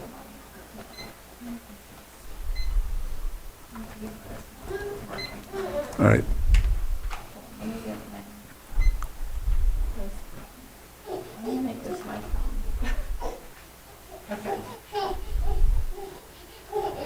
If you can unmute, state your name for the record and Good afternoon, Supervisors. Julia Bono here with the Rainbow Church of Living Light.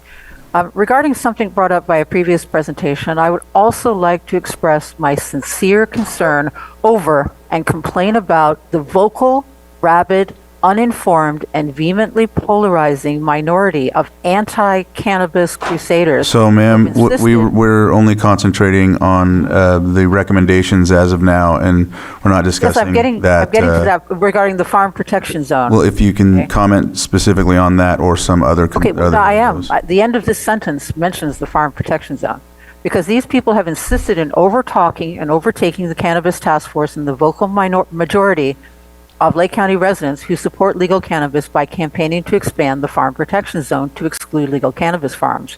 Their rather obvious lack of understanding of this important issue All right, so- should not be allowed to take a safe, effective medicine, All right, an so, excellent protein ma'am, source, a strong we're fiber, not even talking safer about alternative to alcohol and the tobacco, and a legislative- profitable all right, we're gonna have to just- agricultural crop away from public access. Furthermore, All right, and so I see one more person, so if you want to come up, Margot, I think it is. If you want to come up, state your name for the record. Good afternoon, Chair Crandall, Vice Chair Rasmussen. My name is Margot Kambara. I have a comment to make about the task force recommendation concerning FPZ, the Farmland Protection Zone. Land use is where the county can put its money where its mouth is. What are our values? We are a poor, or shall I say, a financially challenged county. We have food insecurity. That's hard. We have an older population. We have in our graphs the means to try to tackle that food insecurity. We have food deserts. We're an ag county. Why don't we focus our resources to make a difference in that area? Protect our ag lands. It also buys us time to find some solutions. Outdoor cannabis has an odor problem. It's not just an inconvenience. It almost makes your living area unlivable because it's so overpowering. Right now, the task force has approved two conflicting recommendations. One, to expand the FPZ, and yet cut the protections for FPC. There's a problem right now with that incongruity because you're saying, well, if you're going to grow in FPC, you can do it in a hoop house. Well, you can't run power to a hoop house, and there's no filtration. What about the neighbors? And what we're hearing from some of the industry people, if you throw up these roadblocks to the industry, well, then you're anti-cannabis. A lot of neighbors are not anti-cannabis. We moved to Lake County for the rural setting and the stunning natural beauty of the county. Are we wrong to not want to put up with cannabis odor? And then we're told, we don't count. You have to have like so many people complain about it before your concern matters. There's something wrong about that. So I think this definitely needs more discussion and more public input. And as some of the other citizens have said, a lot of us are concerned, but we're looking for solutions and we're trying to offer solutions. And we appreciate your attention to this matter. Thank you. Thank you. So at this time, we'll go ahead and close public input. There's 3 more hands up. Okay. I thought that was the last one. Sorry. I found 2. Please state your name for the record. Hi, yes, my name is Jessica Pender, and I county for 13 years. I've watched with the cannabis industry, and now I am watching it go down without the cannabis industry. We are conservationists. If you talk to any grower, we're naturalists, and our job is to be good stewards to the land. So this thing about conservating the land, actually putting in concrete is going to destroy the natural microbes that live below it. And that in return will limit water that the land can hold when we get water. This is making me emotional. You say you're for the land, you want to put plastic in, you want to do things that disturb the land, make more landfill costs? You got to be kidding me. We are naturalists. We are rejuvenating the land. You need to think about what you're doing before you instate this. Thank you for taking your time to listen to the public, because the public is what makes Lake County, Lake County. Thank you. Thank you. Do we still have 2 more?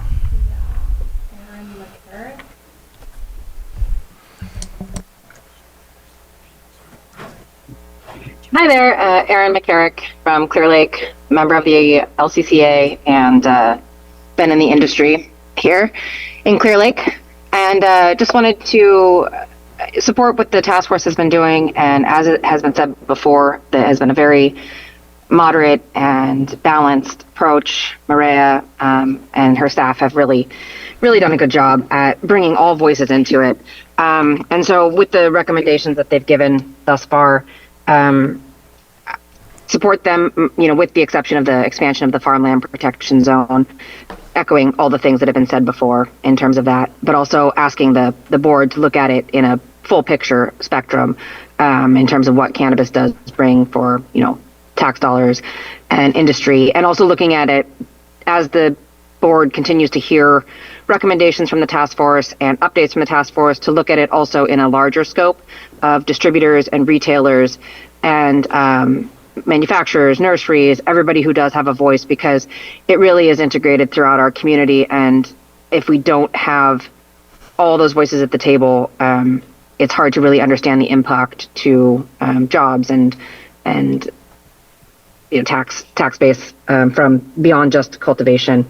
And along that, as you listen to the recommendations and the updates from the task force, I would also see if the board has a contingency plan, if there continues to be a lack of quorum, and if there is any reason for lack of quorum. So, just making sure that, as was earlier in the board meeting, the firefighters have put in so much time to this. Everyone has put in so much time. So I think it's only honoring them if this task force continues to stay on track and the ordinance actually gets through. We don't want to see 2026 without a full ordinance, which is not good for anybody. Nobody can really plan with that. So thank you for your time, supervisors. Thank you, Chair Crandall. And thank you again to the task force. It really is a thankless, tiresome job. And so I ask that the board also sees it move forward. And before that person starts, I know that's, No, okay, wait. and then we'll, all right. Go ahead, if you can unmute.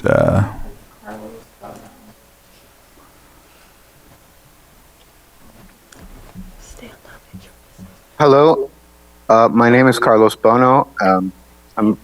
I first would like to, I'd like to congratulate our new supervisors. And I would like to say that I did a fact check and I didn't see any evidence of the previous speaker's statement that cannabis itself creates ozone. Although ozone may be used by some growers as disinfection and odor control, it's a powerful oxidizing agent. I think that was just based on someone else's statement, so if this is going to be about that, I don't think that's something we're going to talk about, but if you want to talk about the recommendations. Okay, first of all, we do not approve of the proposed COTF and Board of Supervisors recommendation to require use permits for a cabinet retail storefront establishment in a C1 or C2 zoned business area. Instead, we request that the use remain a use by right that does not require any permit whatsoever in those zones. Already explicitly allow the sale of flowers and the type of product generally sold at cannabis retail storefronts, consists of or is derived from cannabis flowers. We also ask that a minor use permit be required for such establishments in other zones. As far as background checks and other processes like fingerprinting for applicants and employees, that they be eliminated when applying for or renewing cannabis cultivation permits. We also request that prior relevant convictions not preclude the issuance of cannabis cultivation permits. We request that no county inspections be done without a 1-week advance written notice being provided to the holder of a cannabis cultivation permit. And we request that commercial cannabis cultivation sites can be connected to public water sources. We request that commercial cannabis cultivation sites be allowed wherever commercial vineyards are allowed without exception or extra setbacks. Thank you. Thank you.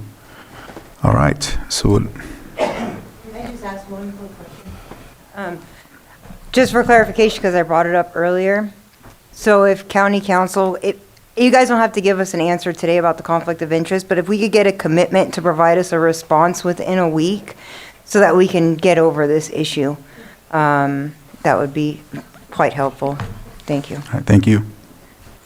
And I think we can discuss that, Lloyd and I.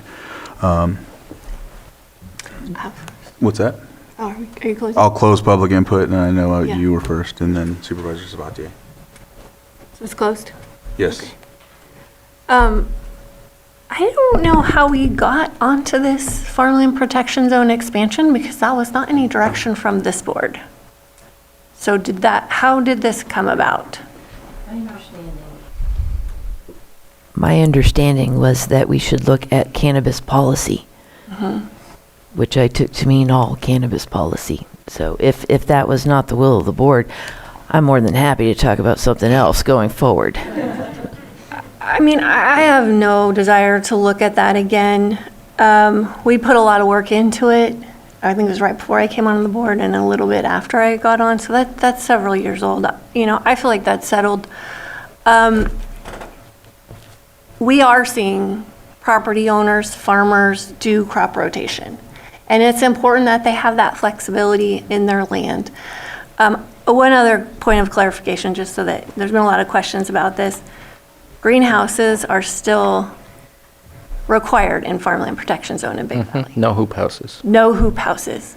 at It's this moment. Only greenhouses. There have been no changes in the actual policy at this time. Yes, I know. So some people had questions about that. I just want to be real clear. We have not made that change. It sounds like maybe there was some conflating conversations about adding hoop houses to expanded areas of the farmland protection zone. I don't want to do that. I want to give a really great example of where this crop rotation is really beneficial for the community, and that's the Monte Cristo Ranch that is above Clear Lake Oaks. And a lot of people in this room came to protest that grow. And those people are incredible farmers. They've had vineyards, blocks of vineyards all along the ridge there for 20 years. Stopped 3 fires. 3 fires. Mendocino Complex, another fire, and then just recently the Glen Haven fire was held at bay by that green belt. And that green belt consists of blocks of wine grapes and cannabis intermingled. And it's not visible from below. It's not in a farmland protection zone. It is out of sight of everybody. Nobody even knows it's there, but it is meticulously managed and run. And those are the types of properties that we want. They're not losing their contracts for selling their grapes. Their grape buyers know exactly how much cannabis is grown in and around those grapes, and it hasn't affected anything. So there's always speculation out there. There's a lot of fear out there, but this has been in operation for several years now, and there's a lot of great data to support that this is a successful project, not just for the landowner, the farmer, but also the community. And our fire protection districts love that project because they have a massive pond that they're always drawing from. So this is why I don't want to do any more restrictions than we have to. We're trying to build an industry that works for everybody. And there's a lot of public comment that is very helpful to shape our policies and our ordinances. And I'm glad that there's public participation, but let's not go overboard where we don't need to. And Peter is here. He has a really, really successful, wonderful project in my district. And I don't want to see that compromised by expanding these farmland protection zones. There's no reason for that. We're not talking about the quorum issues today, but if you feel like there's issues where we're not meeting quorum, we're going down a seat, so I hope that helps. But bring it back sooner rather than later if it's really starting to impact your work. I think that going down to a 7-member body will be helpful. When we have had quorum issues, it has been reaching that 5th person. So getting 4 doesn't seem to be as problematic. Okay. And just so I have clarification on my notes going forward, you're against the expansion of FPZ areas. I didn't hear your position on hoop houses versus not. I just wanted to make it clear because it sounded to me like people from the public thought that hoop houses were allowed in farmland protection zone, and they're not.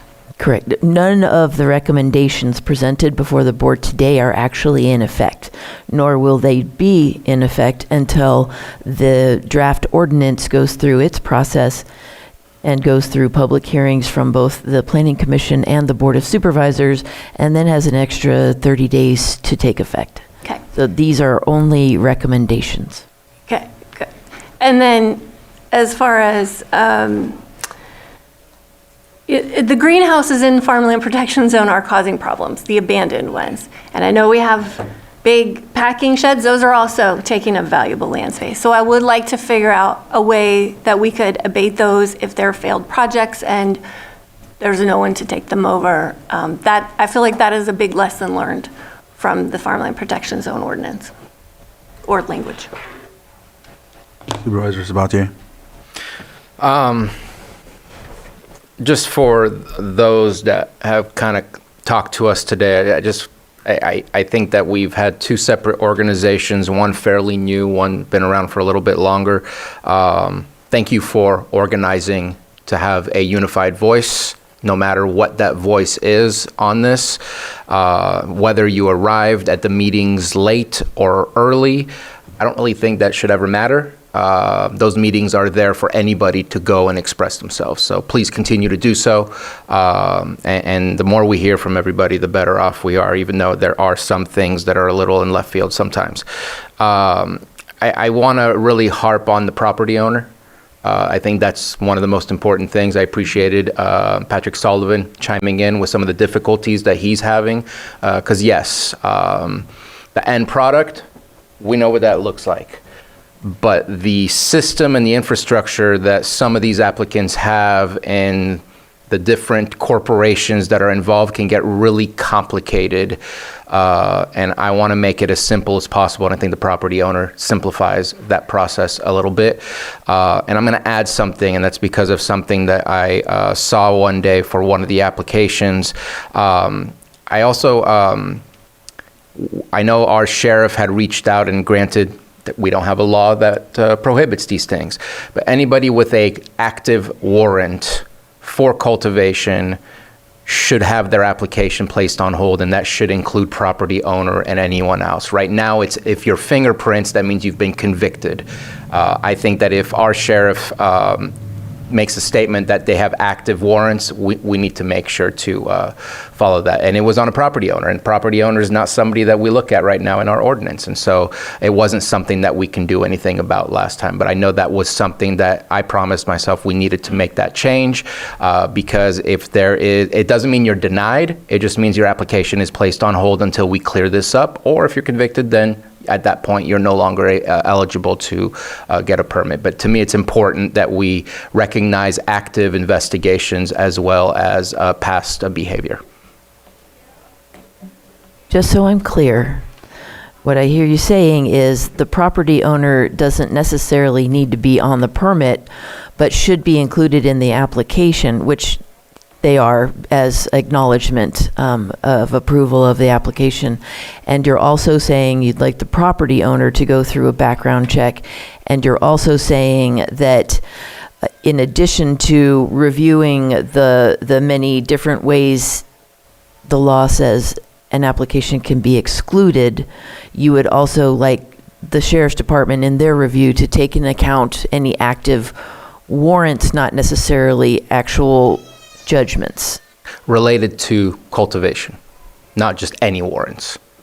Because that was the example that I have, is there were active illegal cultivation warrants for the property owner, and it made me realize a gaping hole that we have in our ordinance, where I felt embarrassed that that's how the public saw us being able to proceed.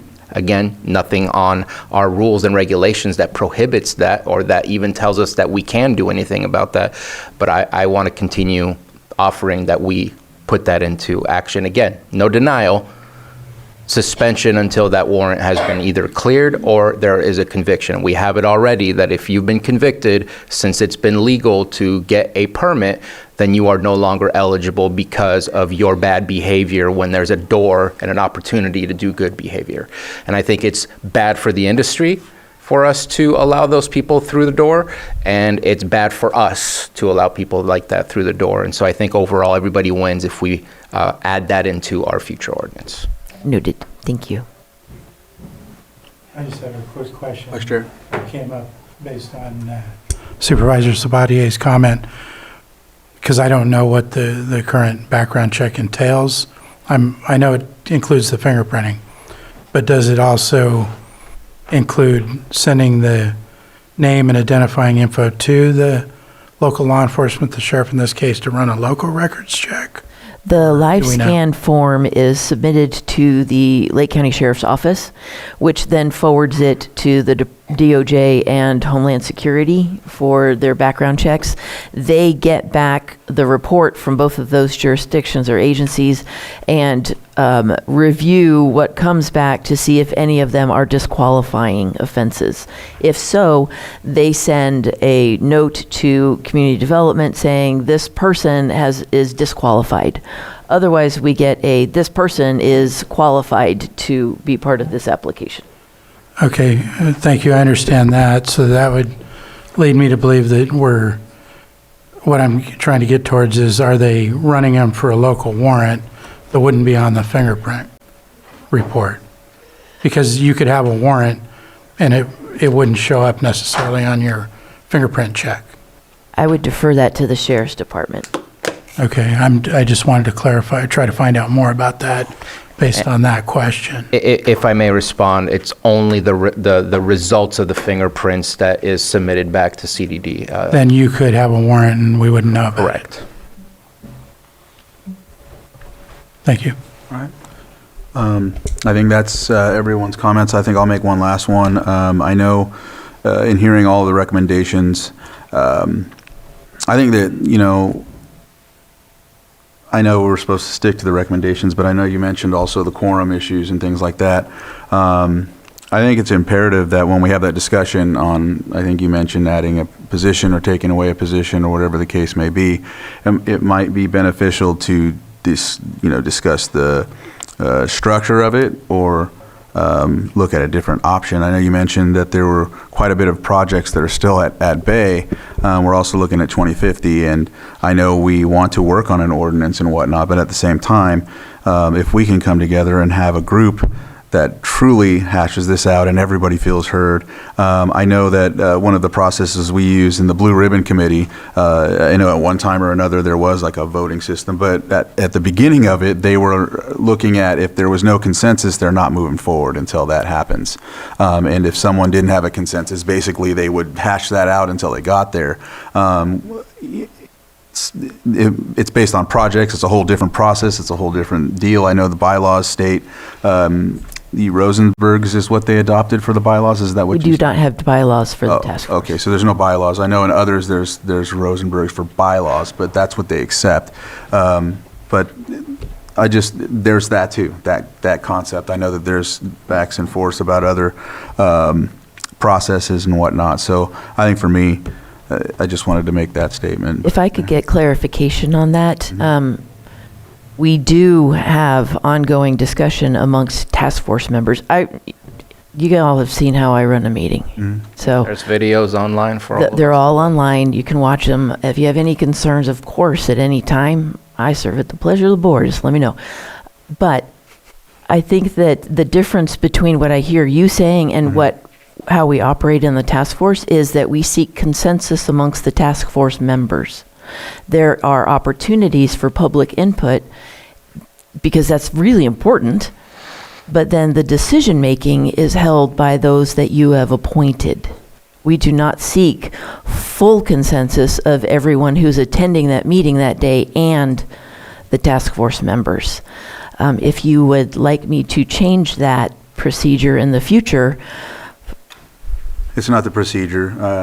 It's also for me, it's the structure of who's appointed. I know we appointed. I know that I had a difference in opinion during that appointment and whatnot. So I think on one hand, for example, like I mentioned, other boards, they'll have a group of folks that are obviously going to push for what their benefit is, and the others are not going to. They're going to have an opposition, and I think that complicates the situation, especially if there is more folks there that are attending with that, with cannabis as being not only their business, but also unequivocally they're going to, they're not necessarily going to take the other, I've noticed in watching the other concerns into consideration without having a negative thought on it in both aspects. So I'm not just, in the majority, by far the majority of the meetings that we have had, I have seen those members that you appointed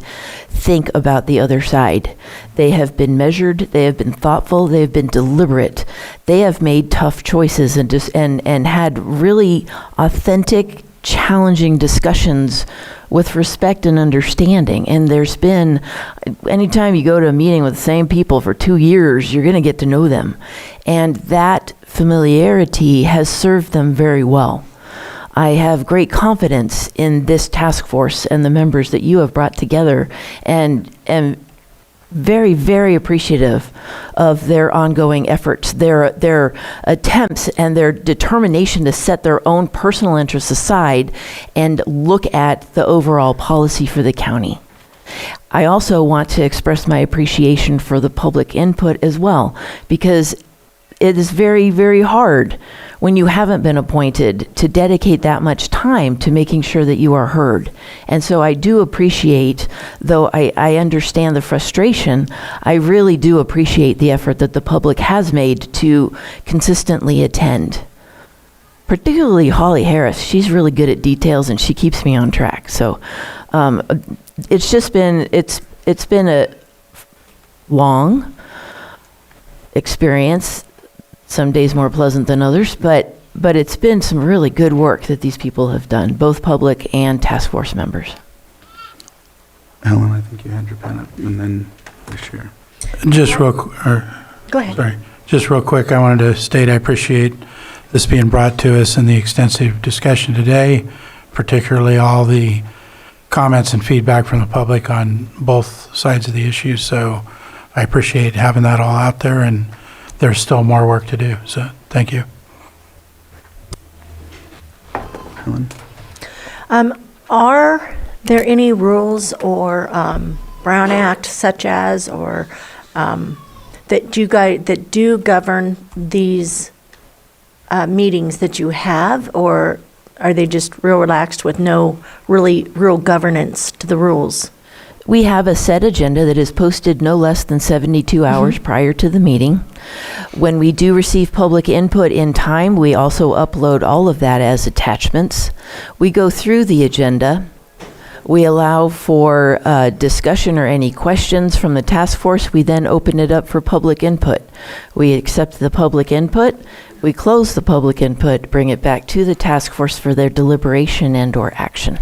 No, I've actually watched some of them. Okay. So I know how you did it. I just didn't know if because it's a committee appointed by the Board of Supervisors, if there was a governance, a protocol that you were required to adhere to. That's all I'm asking. Oh, sure. We have not accepted any as formal bylaws, but it sounds like Lloyd says that all the boards kind of have similar structures. And so I follow, in an effort to make sure that public input is encouraged and accepted, I follow that standard procedure that I've learned from the Planning Commission and the board. Sure. So something along the lines of the Brown Act or the Robert Rules of Order or the Robertsons. So, and the purpose of all of those is to make sure that everybody gets to have their say. Absolutely. So it's all up front. Okay, next, I had a couple of little comments.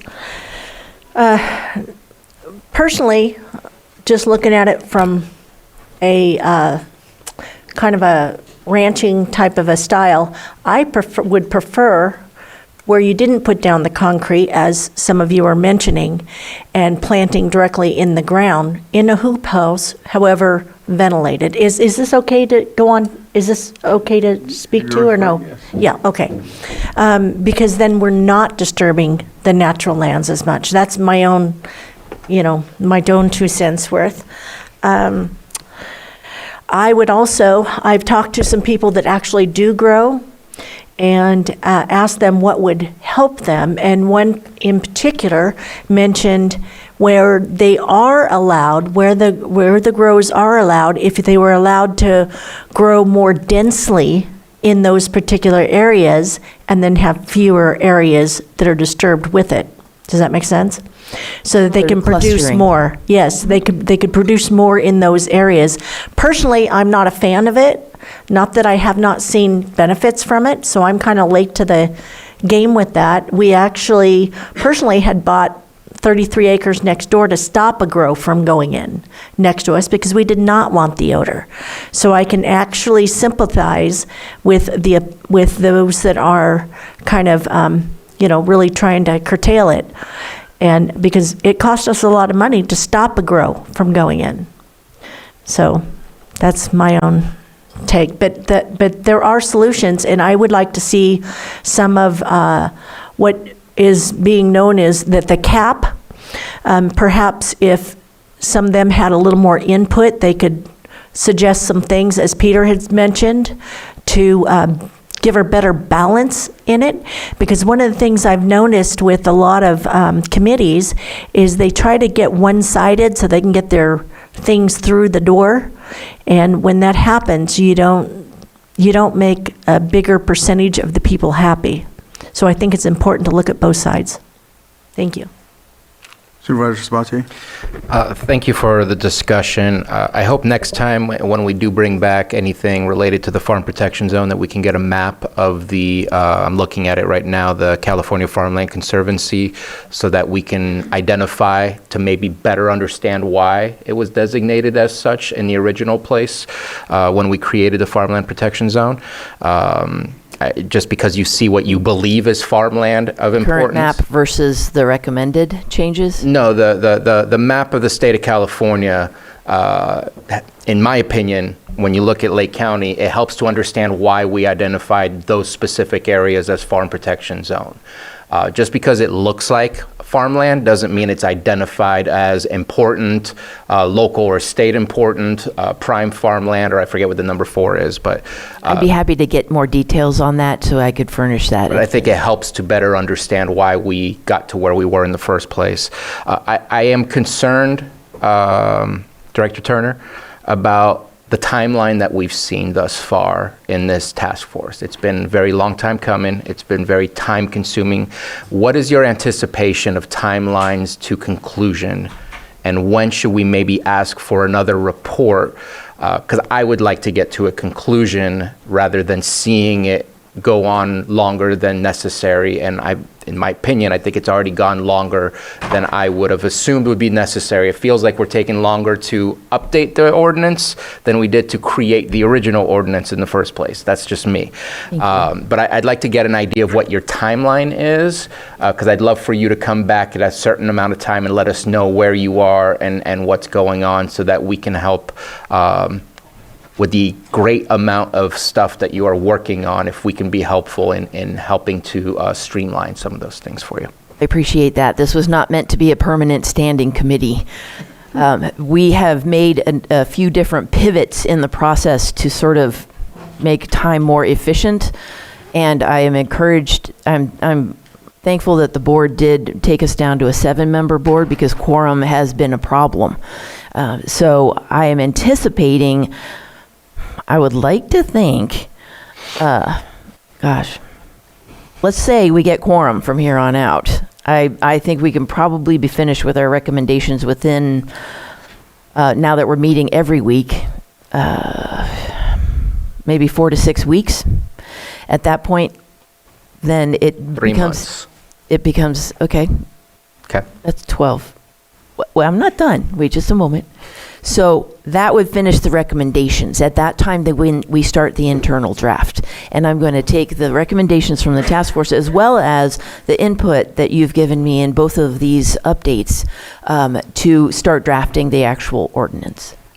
That is I would be happy to come back with a final update, an overall list of recommendations from the task force as soon as we are completed, if that would be helpful. Now, I understand I saw Rebecca at Mr. Phillips's funeral the other day, or service, and she's going to be out of town for quite a while. Do we have somebody else representing the agriculture to step in her place, by chance? We have While not she's gone? had anyone in anybody else's place except for the fire chief's position. Right. Well, yeah, but she's going to be out of town for a couple of months, isn't she? She's finishing her BA or something overseas. So I think it would be pertinent and really important to have our agriculture represented there. Or if we could find somebody to stand in for her, maybe she could recommend somebody. But I wouldn't want to do that much important work without that being represented. So Will Weiss is on it. Will Weiss is there. And Also with the Farm Bureau. if the board would like us to solicit applications for alternate positions and bring them forward to you, I'd be happy to do that while we continue our meetings. Okay. I think anything we can do to help you get at that quorum, because it sounds like Thank you. that might not Certainly. be the case. I appreciate the question. All right. With that, I think we will conclude here. I think we've covered Oops, sorry. the agenda item, and it is an informational item. Yes, I did. And so with that, we'll go ahead and close this item. Thank you for the presentation and the long discussion. Thank you, everyone, for being involved. I know it went kind of long, but I'm glad everyone got a chance to speak. And we're going to take a quick break.